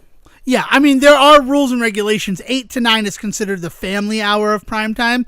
So while you are giving the lessened restrictions that primetime affords you, because, you know, at Central and Mountain, it's still 7 p.m. for your broadcasts, there is like a family thing about it. And then once you get to the 9, so 8 Central Mountain, you can get to like that full feel of it. Yeah, it's insane. In fact, that first season of Adventure Time heavily censored once it started to get more played during the day. Like, you can read about all the things that they pulled out of that first season for its over-the-air broadcast during the day. But yeah, I don't know. It's so interesting to me that, like, this is a streaming-only show, so you could put this on at any time. Like, almost, I kind of wish it was midnight, because then it's still 9 p.m. for, like, your West Coast viewers. And then when I wake up the next morning, I can watch it. Or if I'm up, I can watch it, right? I'm having memories of How I Met Your Father and how I would be up at midnight every night to watch the episode when it went live on Tuesday. I don't miss How I Met Your Father, though, the more I think about it. I know that we said we kind of said our piece on it. But yeah, it just popped into my head, probably because I've been watching like a bunch of old like reboot nostalgia stuff and things that are coming. Like King of the Hill just happened, and talking about people with that and how that was like a good revival. And how I don't necessarily... Hilary Duff also had a much better show in that vein in Younger. Younger is just such a much more well-structured sitcom-y show. Yeah. It's a little bit more palatable, too, because it's standing on its own. It's not trying to rehash moments and things like that. Yeah. The biggest issue with How I Met Your Father is the same issue with How I Met Your Dad, in the fact that we're just trying to recreate How I Met Your Mother. And, you know, 1 year after it ended, How I Met Your Dad, they're like, oh, it's too fucking soon. But, you know, 20 years later, let's give it another shot. Still kind of too fucking soon, I guess. I don't know. But hugely recommend Peacemaker. The new opening is excellent. It's Oh Lord by Foxy Shazam. So it's not as high intensity, Do You Want to Taste It by Wigwam, but it's beautiful. It's a rock opera, and the dance itself is just, as somebody who's seen a lot of choreography in my life, both on stage and like the prep of it, absolutely gorgeous. I notice something each time I've watched it, because it does. So just hugely recommend Peacemaker Season 2. If you haven't seen Season 1, check that out. And James Gunn was not blowing smoke up our asses when he said, I wanted to make sure Superman was available a week before Peacemaker Season 2 started, because it is significant enough that if you haven't seen Superman, you will be a little bit in the dark with certain things happening in Peacemaker Season 2. Not huge. Yeah, I don't know how I feel about that. Yeah. I'm waiting for my opinion to settle on that one, because I've got some real feelings, and I think it's more about the ways in which people will point at Marvel and talk about how shitty they are for doing this thing. And it's fair. Like, it's a fair criticism. But it's also not the only franchise that does that. There's a lot of these kinds of television and movie franchises that want you now to, like, not just experience the thing, but also everything around the thing, right? And that's not a new concept. So, like, the ways that people act like Marvel somehow, like, started this trend, I don't know. Well, I mean, look at something like, I haven't seen it yet, but I'm pretty sure Karate Kid's Legends just completely does not acknowledge anything that happened in Cobra Kai. Yeah, as far as I've heard, it just kind of, meanwhile, seems to weirdly acknowledge all of the events of the Karate Kid 2012, was it? Yeah, no, because like Jackie Chan, it is more of a sequel to the Jaden Smith Karate Kid film, which is 2010, I think. 2010. So it's a sequel to that, because it is definitely Jackie Chan's character from that film. And then he apparently had a relationship with Miyagi. And I haven't seen it. I would like to see that film. Not by the next episode, but by the episode after that, I hope to have sat down and watched Karate Kid Legends, and we can actually talk about it. But based upon the like promos and things, it looks like Daniel San does not have a family. looks like that he did not win that big international karate tournament that was the drive of the final season of Cobra Kai. So, like, that's an option, too, right? Is the fact that, like, we can have different continuities. That's what Ghostbusters fans have been dealing with, right? I have a lot of issue with the fact that the events of Afterlife, in addition to puppeting, you know, the corpse of Harold Ramis, also, like, wound back a bunch of the canon things he said happened in Ghostbusters the video game, right? Mm-hmm. It's like kind of a twofer, go fuck yourself to Harold Ramis. That's my approximation. But there are plenty of people online who are like, well, there's the movie continuity. And then there's the continuity that is the first two films into the video game. Then there's the continuity where the first film into the real Ghostbusters into the second film. And it's like, okay, yeah, I get it, but it's still like those are the hoops you got to jump through, right? Mm-hmm. Right. Well, and so people will knock the multiverse trope nowadays because they feel like everybody's got a multiverse and it's too much. But there's a nice storytelling benefit to that allows you to be okay with just some of the shit that just doesn't jive, you know, like, and I don't know, it's such a weird thing, the fact that as fans we feel like we kind of on the one hand need that kind of footing in order to be okay with certain stuff happening in front of us in our random fandoms, but also reject that notion so heavily, so like it's so quickly. There is a big problem on the creative side of fandom right now, right? Like the people creating these shows, creating these movies, creating these comics, like there's definitely something to be said about the ways in which the capitalistic machine that has kind of gotten into all of those sucks, right? And I don't think we should ever stop that kind of criticism. But every once in a while, we need to take a fucking moment and look at ourselves and what fans are doing in the middle of all of this. And like at the end of the day, like we're the ones spending our money. We're the ones out there demanding things on Twitter, changes. Like we're the ones affecting change to movies, and you know, famously I came out against the Sonic stuff, despite the fact that yes, of course, the new stuff looks better than the old stuff. But fuck me, the carte blanche that whole incident gave fans sucks. The same with this with Justice 3? League, right? The Snyder cut. Yeah. I go back to Mass Effect 3 and the fact that people were so upset by the ending that they essentially and there was like a bullied new them one into it. That something the animation style dropped and people were like, let's Sonic King of the Hill. This shit. King of the Hill. Was it King of the Hill? King of the Hill revival. Yeah. And they're like, and then they came out and they're like, we don't animate anything the way we used to animate King of the Hill. So like, this is how animation works now. It's not a thing of like, oh man, like we would like to do it in the same style, right? Since it is a continuation of the series. It's not a reboot. It is season 14, right? It is the same characters. 10 years have passed since that last season. And very interesting to do that. But then they're like, and we wanted to do it, but there's nobody who animates like that anymore.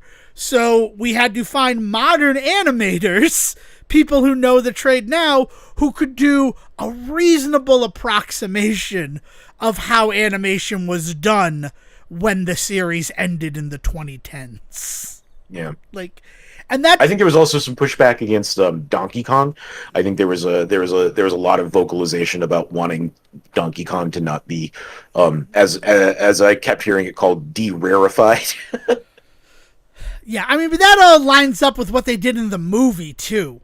Like, but you're not wrong. Mm-hmm. That is another one that had a lot of like complaints about why doesn't it look like it used to look? And it's like he still has a tie on, right? Like the tie is still there. I don't freaking know. I wanted to, but we're going to talk about that, right? That whole beholden to what people say, because a little movie has been back in theaters for a week, and it made $3.3 million, Which, like, not significant, considering they've said that a Marvel movie has to cross the $800 million threshold to now be considered profitable, moving the goalpost from the $1 billion that was established back in 2015, a full 2 years before we started doing this show. Teenage Mutant Ninja Turtles, the 1999 film, the 1990 film, there's no 1999 Turtles film, apologies. The 1990 film, previously the highest grossing independent film until Blair Witch came out in 1999. There's a reason why 99 was on my mind, is all I'm saying. Was re-released in theaters and made $3.3 million on essentially like one, perhaps two screenings a day Fathom event. It was now it's a little bit more than just a re-release, right? Isn't it cleaned up? So it is a 4K transfer from the original. So it is a higher quality visual, which could go either way with a film like that, right? It's bad enough when it was on DVD and there's that scene where you can see the person in the Donatello suit's mouth as Donatello opens his mouth. Right? Like, so I don't know about the uncanny valley of having a film like that in 4K, like, quality. So there's that whole thing. There is also some, like, additional footage. I had tickets to go out to it, but then, I decided it wasn't worth it. That's because, as we mentioned last thing, Arrow Video has announced their 4K release, which is going to have all of the same, like, sort of special features. And that is all three films for $70 if you pre-order it. All three films, 4K resolution with special features for all of the films, and you get like an art book and companion book with it. Like, that seems like the better deal to me, to going and seeing it in. It's the same problem that I've had with every other viewing of this film, like all these other re-releases of movies, and the fact that they put it in the smallest possible auditorium. And, like, what is the difference between watching this film at home and watching it in the theater? Yeah. Right? Like, it becomes that question. A question that I was just asking, because my mother wanted to go see Jaws when its re-release happens at the end of this week, right? August 29th, Jaws, for the 50th anniversary, is going back into theaters. You can go back, listen. We did a 50th anniversary of Jaws episode this year. We also have a 1990 Teenage Mutant Ninja Turtles episode called I Made a Funny from 2020 for celebrating the 30th anniversary of that film. So they're there. We've talked about them. But when the Jaws tickets went up, it was in, like, Auditorium 1 of the local showcase, which is like a 10-row theater, not one of the bigger ones. And the whole thing that they're talking about with Jaws is that now optimized for premium format screens. So you'd think that maybe it'd have like one showing in the laser cinema that's at that local theater. Well, right. What's the point of doing these like 4K up-reses if they're not going to use that as the like? It's not going to be displayed in that, right? Yeah, it's insane to me. Like, I don't want to sound like a crazy person, but like that's the whole point. So we were looking through, and IMAX has a showing of it. It's on a Wednesday, so we get to take advantage of senior movie tickets. So for $9.50, we got the only 2 seats so far sold for a showing of the Jaws 50th anniversary. Like, nice. And that feels good. Seeing that in IMAX will be a new experience for me. Because I've seen Jaws in theaters a bunch of times, right? Every time that I've been going to go see the 1990 Teenage Mutant Ninja Turtles film, something has come up. Historically, in 2020, I was going to go, and like Steve Levine was there, Jim Law, a bunch of the Turtle guys, like people that I know from the world of Teenage Mutant Ninja Turtles, from Mirage Studios, were going to go there, and COVID had other ideas as it kind of shut down the world that weekend that we were heading up there to that. And this 35th, I mean, I found a place that was going to have the laser projection showing of it, but it was like a 2-hour drive, and then like it just didn't feel worth it when I considered how much it was costing me to see it in laser projection when I can buy it and watch it at home, and it's all of the movies to own that. Now, I might be changing my tune here because it was so successful with that $3.3 million in the 1 week. Honestly, probably no more than 10 showings in that week, right? Per theater, making that 3.3 million. They've extended it another full week. So we're going to see what happens there. But, like, people are losing their collective minds over the fact that the re-release of a film is making this kind of money. But, A, it's August, right? The blockbuster season has ended. So we are kind of starved for films. Weapons, which I still haven't seen, is the one that is in the premium format cinemas around here in its third week of release. It just kind of keeps going. Yeah. Like, that's what you want to see. You want to see a film build up that fan base and then get, like, the laser projection showings. Initially, it only had one at night at, like, 10:45. And, that's going to be a little bit difficult. But now that there's, like, 2 and 5 o'clock showings in laser, there's a good chance I'm going to go see Weapons in laser projection if I find the time to do it. So it's just like a thing to note. But also, re-releases are how cinema existed for so long. Remember 101 Dalmatians and how, like, you and I both know that film, even though it came out in the 60s, 1961. Right. 1985, there was a re-release, December 20th, 1985. So the original release in 61 of 101 Dalmatians only made, and I'm using the term only made, $14 million domestically. It was not until that 85 re-release of 101 Dalmatians where it made $33 million.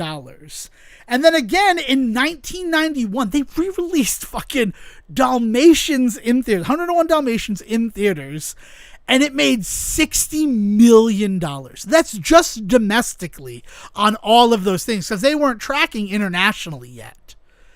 There's a reason why we got the remake with Glenn Close in 96, which ends up making $136 million in its domestic release. It's really funny to me that nobody ever seems to talk about that in the live action remake conversation. Yeah, people act like this is like something that Disney came up with in the last like 15 years, and it's like, no, guys, like Disney figured out that they could do this kind of shit a long time ago. But I mean, like, if you really want to get into like the bigger, vague, like history of cinema, like the ways that cinema houses used to work is that like they just had prints that they just had around and they would switch up what they would show, like movies would run for months at a time, but movies also weren't coming out all the time. So like doing special showings of like a full film like just happened because this is just what they had on hand.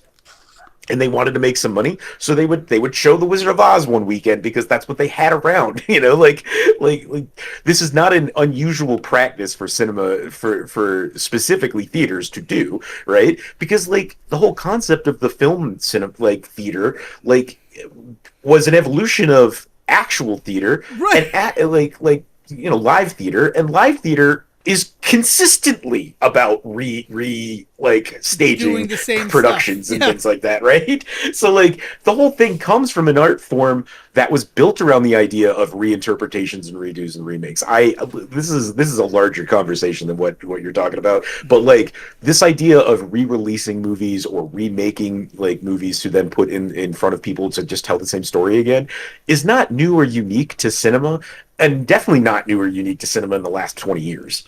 Well, let's talk about, just like on that same line, the Ten Commandments had a silent film version that released like 1 or 2 years before the Ten Commandments with Charlton Heston.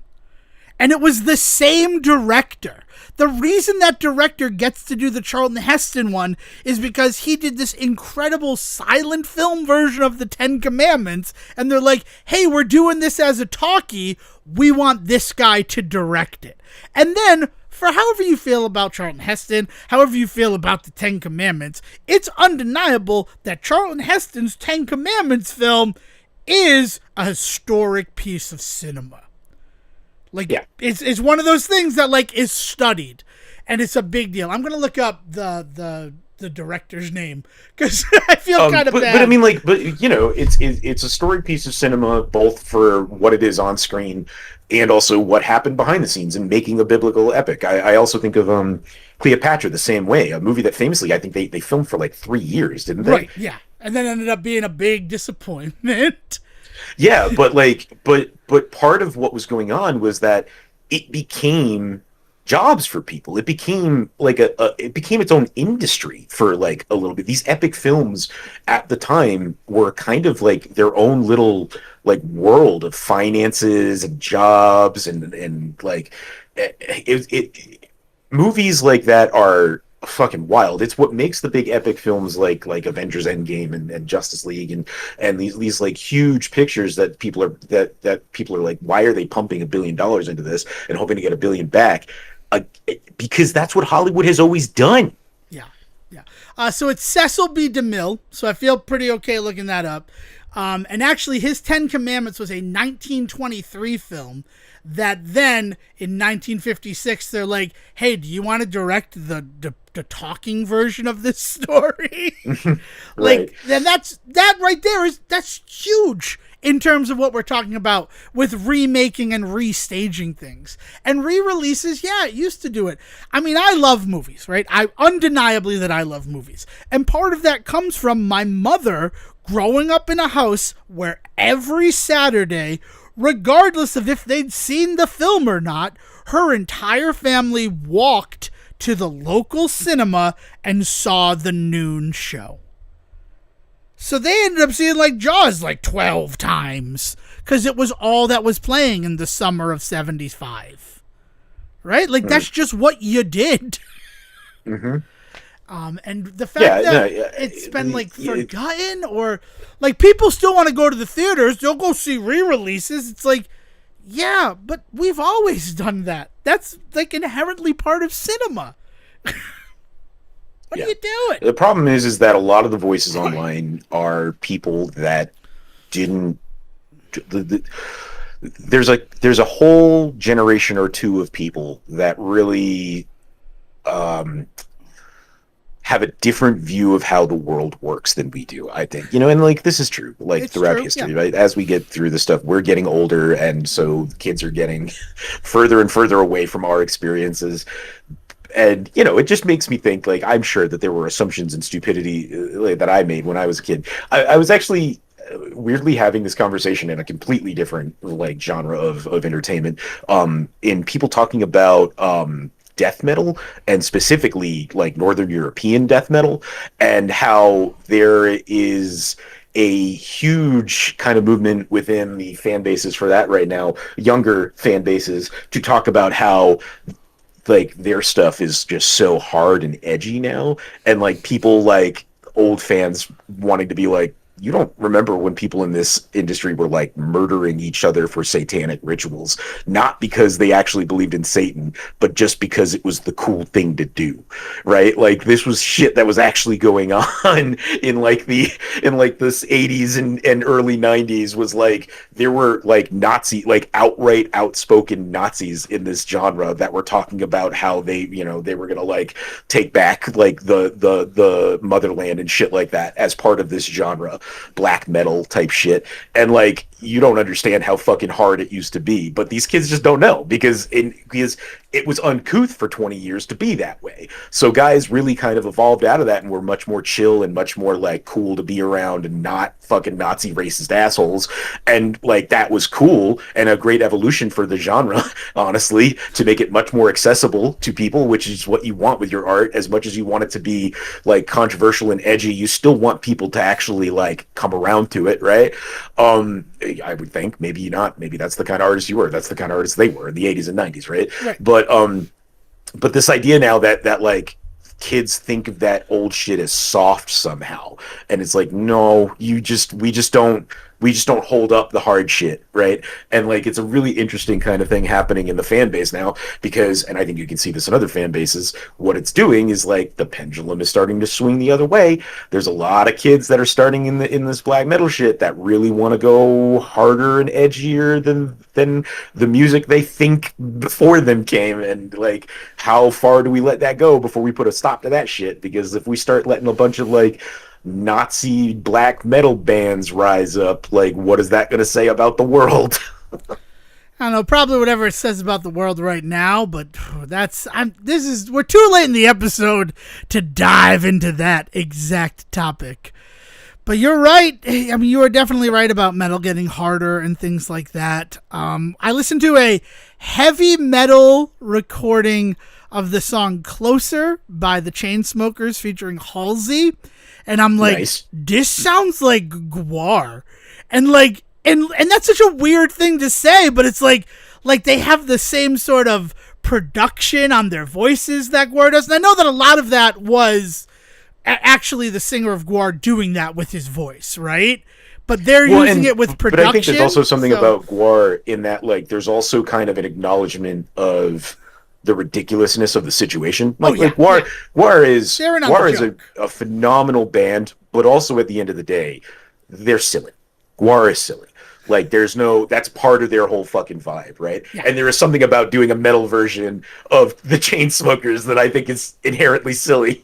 Oh, it was excellent. It was one of the, like, we listened to just a bunch of different versions of that song yesterday because we heard a remix on the radio, and it's like, this is not good. Like, the original version is better. So we listened to the original and agreed, like, the remix kind of did some fuck up stuff with like the vocals that made it just a little bit less appealing to the ear.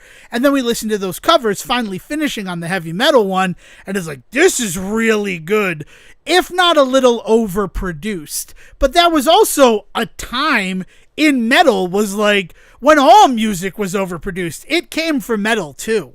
So, like, hearing that, like, the singer's probably trying to do that, like, sort of vocal inflection, but then also, like, but we gotta, like, pump it a little bit. Not necessarily auto-tune, but, like, that other thing there where, like, maybe we flatten some notes, or... It was a scene. That's by Leo, by the way, if you want to look for that Closer heavy metal cover. Because it worked. It really... God, the music was so good in it. Sorry, I got really excited about that, because like I listened to heavy metal this week, Sejohn. How did you know? And it's because he monitors me, people. Yeah. I haven't found all the cameras yet. So I think just to wrap this episode up, Sejohn, we both had some video game accomplishments this week. Would you like to share with everybody that you are a successful man? So I did finally platinum SteamWorld Ice 2. I was worried it wasn't going to happen because I dipped my toe into doing it last Saturday, thinking I will sit down. All my research and all of my knowledge led me to believe I was going to be able to do it in about 5 to 6 hours. Not the case. Took me about 20 hours to actually finish up the last 2 trophies that I needed to. So, that became very apparent very quickly last Saturday, as I was like, oh, I'm not going to finish this in one day like I thought I was going to. So I played what I could that day, and then kind of just kept poking at it all week, and finally finished it up. And I was worried because when I realized how much more of a task it was going to be, I was like, oh no, I think this is going to become more of a chore than fun. But what was really interesting is that so the last 2 trophies that I had in SteamWorld to get was I needed to finish the game in less than 35 in-world days, right? Which is a mechanic that is otherwise really not much more than just like a way to kind of slow you down and I'll give you time to like update like weaponry and make sure that you're doing the RPG elements essentially, right? Like it's an exhaust system that is pretty tame. Doesn't really affect gameplay too much, other than like you do need to think about who you're going to use, how you're going to approach like what levels to do what day, because some levels will let you use 3 characters, some levels will let you use 4. So like you want to make sure you're timing things out so that everybody gets a good chance to get some XP that day. But this way kind of forces you into this really interesting way of playing SteamWorld Heist 2 that was really reminiscent of the ways in which you played SteamWorld Heist. One of the big differences between the two is that SteamWorld Heist 2's RPG elements are so much more expansive. In SteamWorld Heist, and in both games, the idea is that characters specialize in a type of weaponry. Somebody's a really good sniper, somebody's a really good engineer, somebody's a really good brawler, somebody's a really good, what they call boomer. Basically, you have a grenade launcher. And Okay, then there's boomer. this there's this one that's called Reaper that is really fucking cool. That like you basically are a rogue. You get a lot of bonus points, and you get a lot of bonus not points, but like abilities in like being able to sneak around the map and kill people stealthily and shit like that. So that's really cool. So SteamWorld Heist, the first one, every character specialized in a specific thing, and they were only allowed to use certain weapons, and when you upgraded them, they were really good at this. So like you have these one or two characters that were the shotgunner. You'd have these one or two characters that were the sniper, right? But in SteamWorld Heist 2, everybody can do everything. Okay. So when you get characters, they do specialize in a certain type of weaponry, but you can also train them up in others. So you can go through the game and basically get everybody to max level on everything. And then the way that they still make it worth playing different characters is that every character still has individual character abilities that are really interesting. So like there's a character, Wesley, that you get immediately at the beginning of the game, and he is a Reaper character, so he's meant to kind of sneak around the map and like kill people at a distance and shit like that. And like he's actually really cool to get hyper leveled as an engineer, which is the handgun guy, because he can use his moving around the level abilities with certain handguns that you have access to just fucking wreck. And like there is even like I think there's a trophy based around like killing 5 dudes in one turn with a character, but it is clearly meant to be him because he could just get around and just take out people like left, right, and center. So like it's a really cool thing that like you can kind of teach everybody everything, right?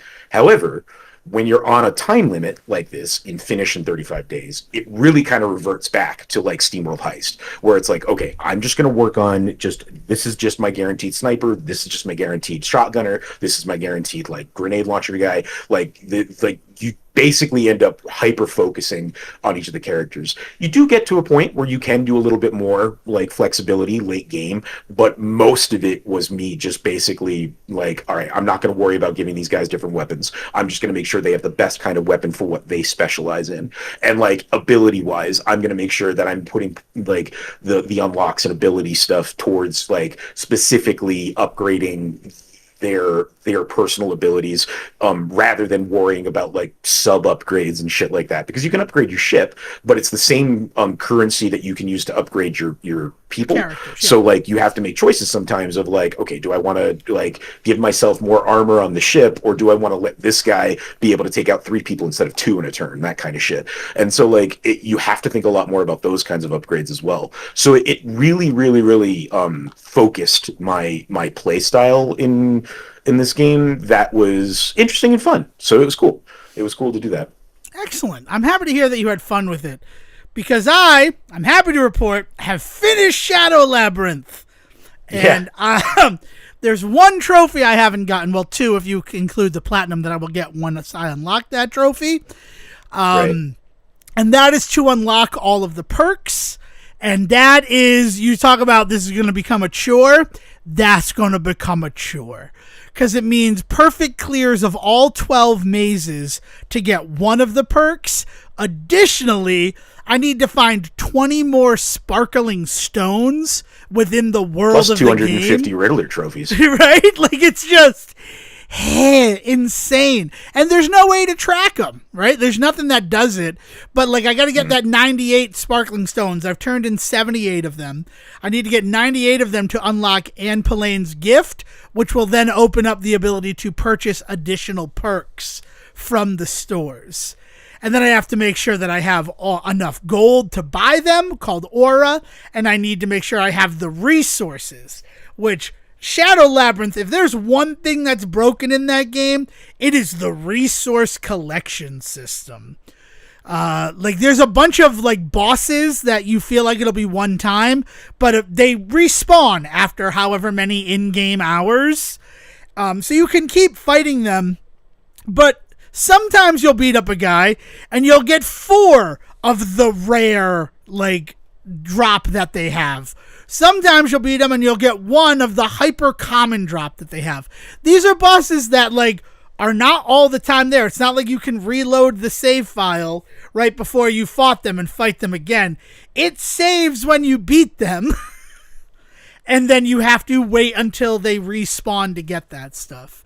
So I don't think, I mean, the mazes alone, like I never got even close to 100%ing one of the maze sections. It is about not losing lives. It's about eating extra ghosts. It's about collecting bonus fruit at the end if you have time left over.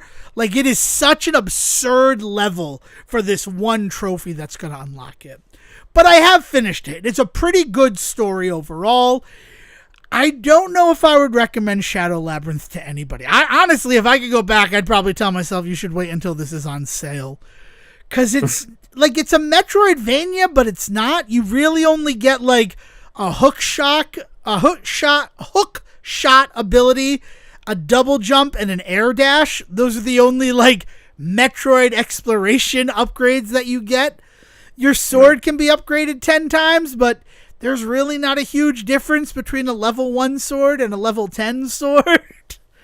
Damn. It really feels like a Dark Souls-like experience in a 2D plane. And I bring this up because we finally have a release date for Hollow Knight Silksong. Silksong is coming on September 4th, and after my experience with Shadow Labyrinth, I don't know if I'm going to grab it on release date.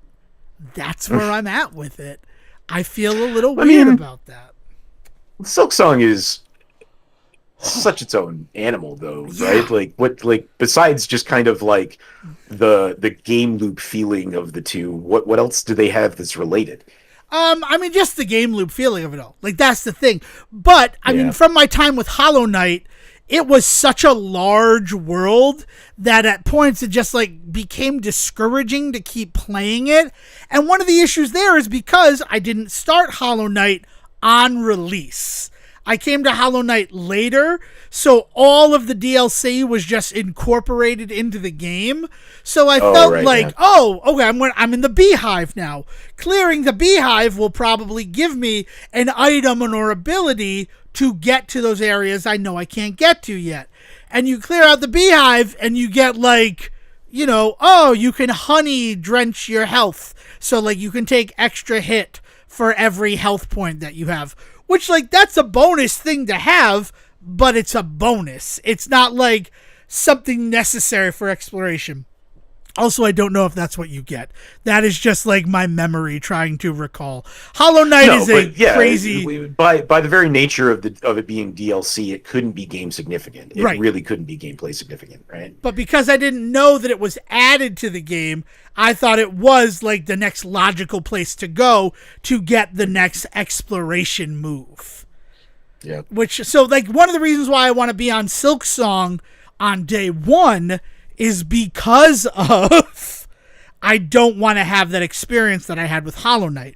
I want to play it, I want to complete it in its original form, and then have the option to do the DLC as bonus material. But at the same time, after this, like, I've had some rough Metroidvania experiences this year. Is just the fact of the matter. But I say that I have pre-ordered Shinobi Art of Vengeance. One of the reasons why I pre-ordered it is that I'll get to play it 3 whole days earlier, which is convenient considering I want to play Kirby and the Forgotten Lands, which released the same day as when Shinobi Art of Vengeance would come out. And I bet with those 3 extra days, I can probably at least roll credits on the Shinobi game. No promises. We'll see, right? We'll talk about it next episode, I'm sure.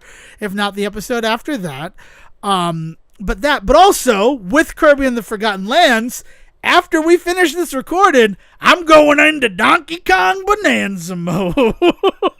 All right. Hey, man, I thought you were done. I'm hoping I'm kind of done with the game. It's not as much fun, but I am going to try to like sit down and just complete it. Roll credits on it. It's nowhere near as bad as DK64. That game is just a trash fire in a lot of ways. And I'm not feeling that with Bonanza, but like I wanted to focus on finishing Shadow Labyrinth because I felt like I was so close to it. And I can tell you, I ended up first trying like the final bosses. It's a boss gauntlet. So like I died a couple of times to the second boss in that boss gauntlet, but once I cleared that fight, the last 2 phases, I one-shot. And I felt pretty good about that. God, the final boss, like it's so, how do you feel about that in a video game where like the final boss is so diametrically opposed to everything else you've experienced in a game up to that point?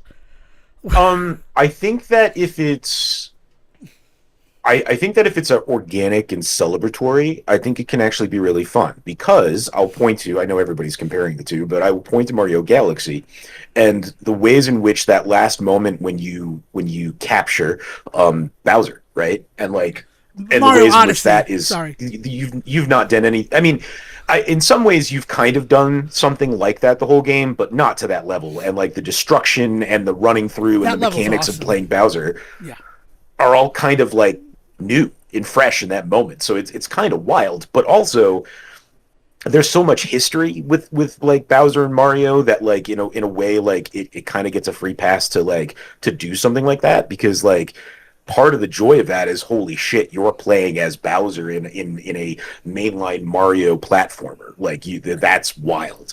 And like and so it can work, but it also could be a huge risk. If it's not anything like you've experienced in the rest of the game, it could be a fucking bummer. Because like I was actually one of the other big things I did to do this week, just to try and kill some fucking time, honestly, was Far Cry 5. Sorry. I was waiting for I'm going to go to Far Cry 6 now because I remembered how much Far Cry 5 really angered me. But I don't know if you remember the fucking rant I had on this very show about how there is a late game boss battle where you have to do like dogfighting with a plane, and like you don't have to fly a plane for anything else in that fucking game.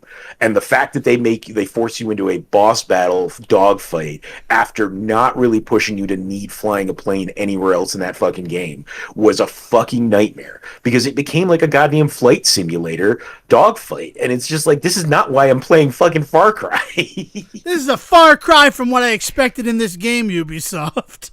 There you go. Yeah. So yeah, like it can definitely go sideways real quick if you're not careful. So, I mean, yeah, well, in Super Mario Odyssey, you had called Galaxy, so Odyssey, where you take over Bowser. I'd say that's nice because it's like an escape section. Like, you still have, like, your usual showdown between Mario and Bowser that then ultimately is to escape from the planet that is falling apart now that Bowser has been defeated. You end up having to work together. Huge air quotes around that. But you do, like, that's sort of how that works. It's a nice reward for, like, doing everything the normal way. Where, like you said, suddenly becoming a flight sim game, like Cuphead does that too, where you have a couple of fights that are in the airplane and they become like side-scrolling shooters. Like, shoot-'em-up genre is so weird because that's what they call them, but shmups generally are at the bottom of the screen, not side-scrolling. Whatever, that's another story for another discussion. But they introduced that early enough in Cuphead that it does become part of the core gameplay loop. The issue that I have with the Shadow Labyrinth, spoilers for the final boss of Shadow Labyrinth, and also you're going to play this no matter what. For being a Metroidvania with just 1,000 different things to collect in it, you do not have a separate ending just for collecting everything. The only effect that completing everything has on the final boss is the third phase. You can lower its HP by half if you've completed all the mazes to like the 30%. The Tears of the Kingdom style. Yeah. I mean, it's kind of interesting. I did dig that. But also, that section was not very difficult. 4 different weak points, all shooting out projectiles that are non-homing. After the boss you fight immediately before that is all homing attacks. And literally, during that, all you can do is avoid. And then getting your hits once it overheats the weapon. Like... You should be okay avoiding like slow moving bullets that aren't tracking your character. But I did like that there was some sort of reward for that, but it doesn't change the ending. It does not change the bosses that you fight. So that's just a thing to note if you are ever going to try Shadow Labyrinth. Yeah, I don't know how I feel about that. On the one hand, like, I hate locking true endings behind trophies. Like, I think that's bullshit. But if it's extra ending, right? Like famously the end of Arkham Knight. I think it's bullshit that in order to get the true ending of that game, you have to do all the Riddler shit and everything too. Like you have to do all of this shit in order to get the Fall of the Dark Knight ending that is considered to be the canon ending of that game. And it's like, that's bullshit. That shouldn't be the case. You should be able to get that from the main story. Giving me an extra ending though, because I do something is kind of fun. Or giving me like I said, like Tears of the Kingdom, the way that the bonus there is that you get like 3/4 of Ganon's health like knocked down, don't you, or some shit like that? Yeah, like it's like at least half. Well, you don't have to fight them again, right? If you went and fought and cleared the beasts or the like dungeons in Tears of the Kingdom, you don't fight them before you fight the final Ganon. Because I remember finding that final arena in Tears of the Kingdom and making him That's Tears of the Kingdom. I was thinking Breath of the Wild. Right, yeah, Breath of the Wild is the one where they shoot like the lasers at Ganon, at like Pig Ganon, right? Like Monster Ganon. Yeah. And they take like half of his health off for you, which is like an awesome like in-game like narrative benefit that is also helpful. Like it's beautifully done. I think that like, and I didn't know that that's what was going to happen, so like it was this awesome surprise and all this shit. Like so that is a really well implemented kind of late game reward for doing more shit than you necessarily have to, right? Because famously with Breath of the Wild and Tears of the Kingdom is like you could just book it to fucking Ganon and see what happens. But like by spending time in the world, you actually do benefit yourself later when it comes to that final fight. Awesome. Beautifully done. You also, it's the same benefit though as in Tears of the Kingdom, where if you've destroyed all of the forms of what the hell is the name of the Ganon in that game? Like Bestial Ganon. It's got some sort of like dark name. It doesn't matter. Icky Ganon. Icky Ganon. If you don't destroy the ones that have taken over the divine beasts, you have to fight them before you get to the final section of that fight.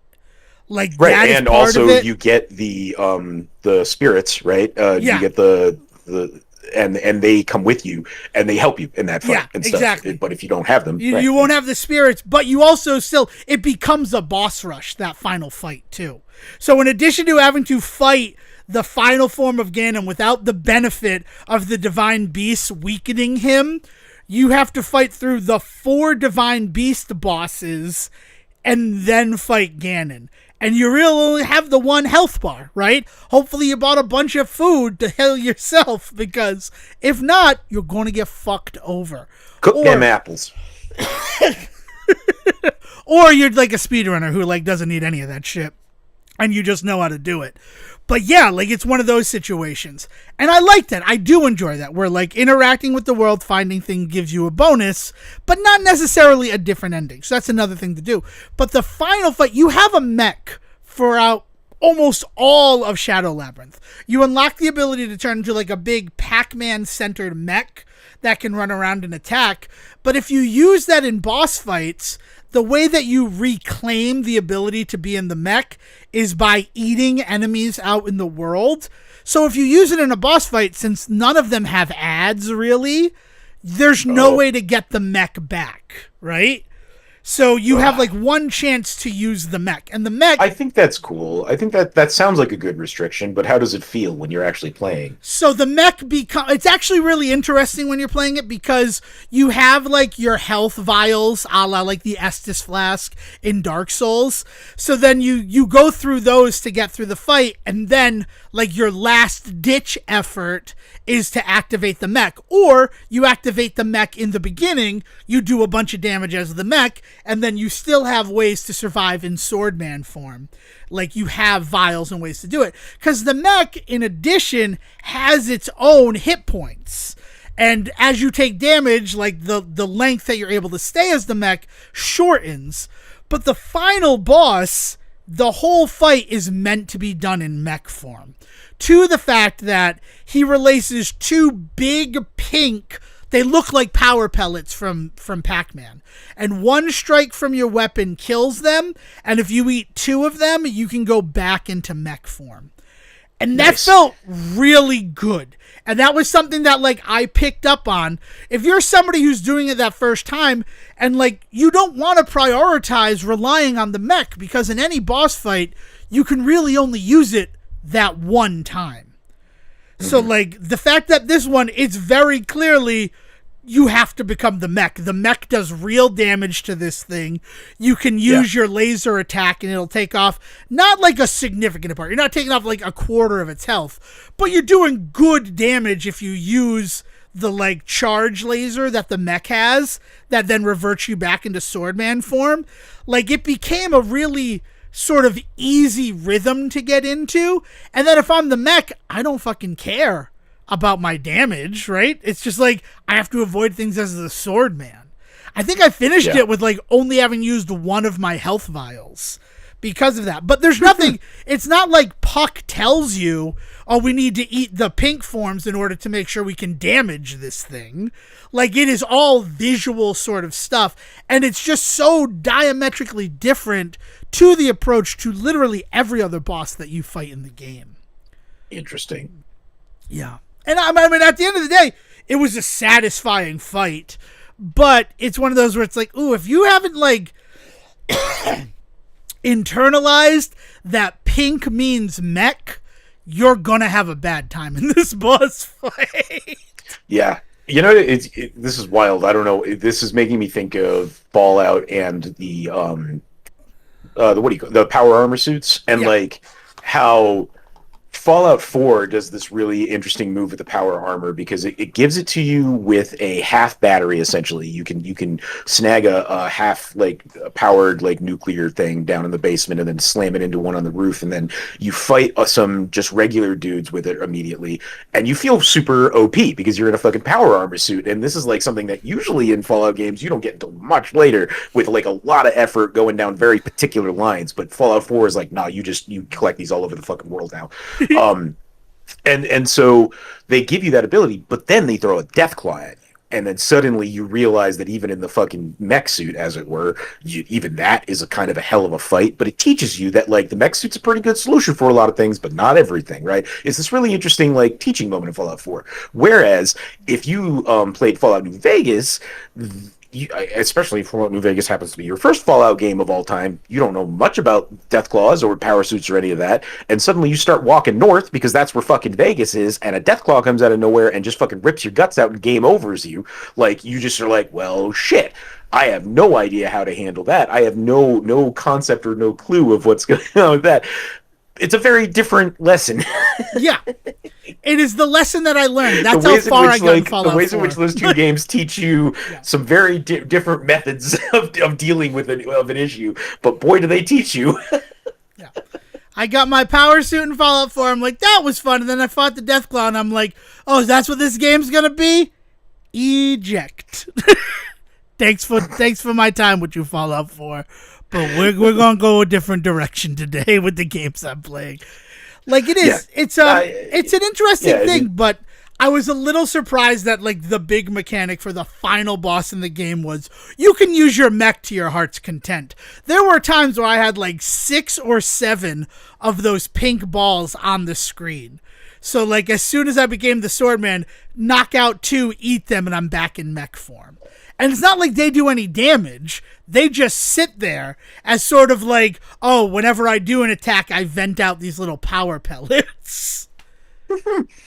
But I mean, ultimately, I ended up having fun. 45 hours to clear the game, like that's impressive for like a Metroidvania. I think the only other Metroidvanias I've played for like 40 plus hours are Symphony of the Night and Super Metroid, and that's because I've beaten them 40 times each. Like that, like it doesn't. My first playthrough of Super Metroid didn't take no 40 hours. So, for better or for ill, but like wait until it's on sale, or being a Bandai Namco game, I really wouldn't be surprised if it ended up going up on like PlayStation Plus Essential, or like being a free game somewhere down the line for other systems. But I'm happy sure to say it'll get added into like the PS Plus like streaming library. You know, they've got that whole like you can play anything thing. So I am happy to say I've closed the book on it, because I'm not going to try to 100% all the mazes. I have no desire to look for any other sparkling stones, to the fact that like in my cleanup, I'm like trying to find areas of the map I haven't been to yet. And very often the reward for doing a section of the map I hadn't gone to yet was one single sparkling stone. Ouch. And it's like, yeah, that felt worth it. Thanks for that. But yeah, so that's it. That's good. Shinobi Art of Vengeance. Hopefully I finish Bonanza. That's my gaming schedule this week. I think that's the only other thing gaming wise that I wanted to make sure we got recorded, because of our magic ability to say things into our microphones and make them real in the world, is I think I wouldn't have said this a few months ago, but I think the next RE remake is going to be Code Veronica. Oh, it's happening. There's been footage of it. First of all, Requiem looks incredible. Yes. The stuff that they showed at Gamescom for Resident Evil 9 Requiem, little disappointed they didn't go with Ixnay on the Zombre, but I get it. That's like a real deep cut. Requiem looks incredible. And then the fact that the team behind Resident Evil 2 and Resident Evil 4 remakes are being used to create a remake version of Code Veronica, that is incredible. That news is so incredible. I'm so happy. Less happy about the fact that the Resident Evil 3 remake team is working on Resident Evil 0. I think that works. Zero and 3 are fun little side adventures in the Resident Evil world, but man, there's some real weird kind of almost non-Resident Evil-y shit that happens in those games. Like 3 is famously so action heavy compared to the rest of the series that it kind of marks kind of the bad decision making later on with games like 5 and 6, right? Like people point at 3 as really kind of the start of those kinds of problems, right? And then Zero feels so kind of separate from the world of Resident Evil. It has to be by the nature of it being a prequel, right? Like, yeah. Right, and that like it kind of ruins the magic of 1 if you think too hard about what's going on in 0. It basically is indicative of the narrative side of things getting so far up its own ass that shit goes wild, right? Like 3 is everything that's wrong with the play style of later games, and 0 is everything that's wrong with the narrative style of later games. Yeah. So I mean, like, hearing a Zero's coming out, what I really want is a remake of Resident Evil, the first game, a la the 2, 3, and 4 remakes that we've gotten.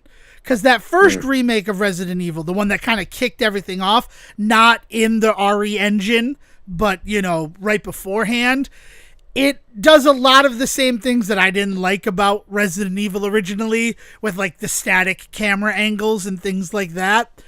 I understand it's a big ask to be like, hey, remake Resident Evil, but, like, in the way you made all these other ones. But I would like that. Here's the thing. I think it's coming. The question is, do they save it for like a specific like anniversary? You know what I mean? Like, do they wait until it's like the 30th or the 35th anniversary to do it? I think Resident Evil 1, original Resident Evil remake, has to happen at this point. You don't get this deep down the remake like line and not eventually go back to the original one to do that. But you do make a big deal out of it. Whether that means you maybe do it last, maybe they're going to work their way through Zero, Code Veronica, maybe redo something with 5 and 6, maybe redo something with Chronicles, like tie them all together in one game or some ridiculous thing. If you even do that, maybe it's Zero and Code Veronica. Maybe the last thing that we hear about in terms of the remakes is them doing one, but one is going to happen. I am all but sure that in our lifetime we will see a Resident Evil remake style of the first game.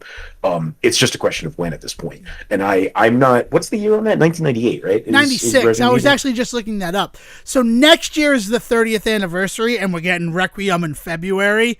Stupid excited for it, especially the fact that it can go first person or third person right from the start of the fucking game. I love that. Like, that is so cool. Because, like, playing through Village and being able to be in third person with Ethan Winters was such a cool thing, but they added it, like, 7 months later. Yeah. I don't know. I will say this. I have a lot of games planned for October, right? I'm going to do the Alone in the Dark remake. I'm going to do the Silent Hill 2 remake. If I get through all of the games that I have planned for October, and I have some time left over for a spooky horror game, I will try to muscle through that fixed camera remake of Resident Evil. Because I want to play it. I want to know that part of the story. Because, like, I have real deep respect for what happens in 2 through 4. One of the reasons I'm excited to see Code Veronica remade, because it's like a direct sequel to 2 in so many ways. Mm-hmm. Yeah. So, it's also, Code Veronica has some of the best, like, character like shit happening in it, because that's the one with what's the kid's name in it that ends up becoming like the other guy you play with most of the game, but then shit goes bad for him at the end, right? Yeah. In which one? In Code Veronica? I don't. In Code Veronica, I've right? never played Code. it, so. I thought Code Veronica was one of the ones that you had played before. No. I'm familiar with it because, like, I read about it. I won't ruin it then. But there's some stuff that happens with like characters that you meet and things that really are phenomenal. Like the scary psychological dark side of like Resident Evil, right? The ways in which, like, it's not just about like the evils of capitalist corporations. It's also like the human drama that happens. It's what makes Resident Evil work for me so well, is that like yes, the larger story is Umbrella being really gross with like their human experiments, but also like meeting like individual characters and watching how they slowly deteriorate and turn into these monsters is like huge. Like, that's a huge part of the lore of those games. And Code Veronica leans into that. I think Code Veronica is also the one with 2 antagonists, Alex and Alexandra, that I think are really interesting. The twins. From Josie and the Pussycats, right? For Mm. Alex and Alexander from Josie and the Pussycats, the twins. Never mind. That was a reference for like 2 people out there, and I thought one of them was you, Siege. Why are you even here? Because I'm in the comics. What? Oh, jeez. Good times. Yeah, no, I'm very excited for that, and I want Veronica to be the 2027 game, because that would just be incredible. Because it's what people have been asking for. And as much as I want to go through 5, like, co-op, because I think they'll have an online co-op version with it, as opposed to the Coach co-op of the 2009 release of it, Veronica seems to be the right direction to go. Mm-hmm. I'm trying to remember if Veronica is one of the ones, because I know that there's parts where you play as Claire and there's parts where you play as Chris. But I'm trying to remember if it's like Resident Evil 3, I think it is, where it's not separate stories, it's the same story. It's just at one point Claire like gets knocked out for a while, so you play as Chris for a little bit or some shit like that. I don't think it's like Resident Evil 2 where you can switch, or where you choose which character you play as for that story. Yeah, I mean, that's one of the things that changed kind of drastically after Resident Evil 2, was I know that 6 you historically play as like 4 different characters to get the whole story, but from like Code Veronica until 6, it was very much, we are following this character's story, and there are moments where you may take over another person, while they're out of commission for whatever reason. Which is interesting, but there's something really special about playing through as Claire Redfield and then playing Leon's version of that and then switching it up. I think the big thing that Veronica also brings to the table that I think is really important in later games like 4 and Village is that Code Veronica is really the first one that really dives into like the weird like European side of like Umbrella's old research and like brings in like the like gothic European horror versus like just like the American biotech shit, you know. Yeah, because that one's set in like the remote Arctic prison, right? Like, right? Yeah. And but there is like a mansion there that is a la like the Spencer Mansion. It's wild. Yeah, Code Veronica is a cool one. I think I famously said at one point that I didn't think they'd ever go this deep into the remakes on this show. I think I said that I don't think we'll ever see Code Veronica, but I am happy to eat my hat on this one. At this point, what we won't see is a Dino Crisis remake in the RE engine. And I'm saying that so Capcom will prove me wrong. Because I think using the RE engine to do a remake a la 2, 3, or even 4 would be an incredible use of that resource. To have Dino Crisis, but with usable controls. I don't know. I'm famously mean to tank controls. But yeah, also the other thing is, if I'm able to finish Bonanza today, what I'm going to do with that 1 day interim between me finishing that game and the release of the new Shinobi on Tuesday for me, because I pre-ordered it. Also pre-ordered it because the proof of what the Sega villains level is, and I really want to be Joe Higashi fighting Robotnik. That is hilarious to me. Especially with Shinobi 3 or Return of Shinobi, where you fight Spider-Man, Batman, and Godzilla. They're just not called that, but that's Batman that you're fighting. The idea of having Joe go up against other famous Sega villains really gets my motor going. I'm not gonna lie. Nice. And that's gonna be included. You get a digital deluxe pass with the pre-order, so it's all worth it. But I'm going to also try to do Shantae Risky Revolution, which is finally available on something other than Game Boy Advance. That released this past week. Hyper affordable, too, like I expected with the tie-in to limited run games. Fuck limited run games. I'm just going to say it. Anytime they come up. I expected it to be a $40 game. It's only $25, which seems fair for a finished years later Game Boy Advance game. But the version that's available on PlayStation and Steam right now has additional costumes and additional gameplay modes. So it is a definitive version of that game. So I might do that to fill the void if I'm able to get through Donkey Kong today. I'm not thinking that's going to happen, but maybe we'll get to talk about some more Shantae, which is historically in the DNA of the Say Report. Since episode 1. Yeah, since episode 1, baby. All right. So one last thing I want to say, last chance, Sejohn, before we do the sign-off thing here. Anything else you want to add? No. All right. With this episode of the Say Report, we officially have more episodes in mainline Say Report stuff, so not counting very special episodes, not counting mini reviews or trailers or Adam Sandler Cinematic Universe. With 449 episodes, we now have more episodes than Grey's Anatomy. Suck it, Shonda Rhimes!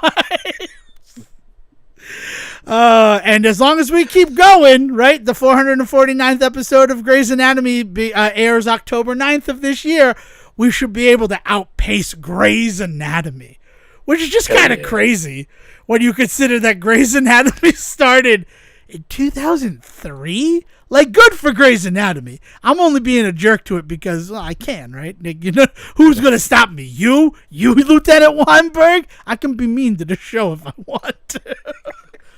Sejohn could stop me too. But yeah, he could say, yeah, we're not going to be mean to Grey's Anatomy.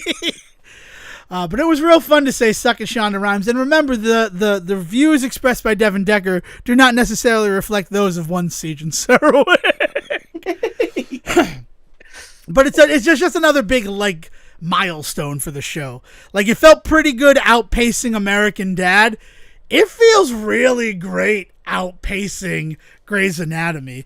I also want to look at Family Guy real quick and how many episodes they have as we cross 700 and something probably at this point. 444. So no we way. passed. Yeah, I'm looking at it right here, and that includes this past season 23. As of the end of 23, 444 episodes. So we passed Family Guy too, man. We just missed that one. So like, yeah. Wow, it's also weird to think that like that's how close Family Guy and Grey's Anatomy are. Is a separation of 4 episodes. Whew. All right. So this has been the Say Report. Thank you very much for joining us on this podcast. That is about everything. If you want to keep the conversation going, you can join our Discord. Links to join are available wherever we are on social media, which as of this recording is Facebook and X, formerly Twitter. But Sejohn and I are discussing some things about that. And if you're afraid of going on social media, which I get in August of 2025, you can always send an email directly to us, thesayreport@gmail.com, and we can facilitate you with a link to join the Discord there.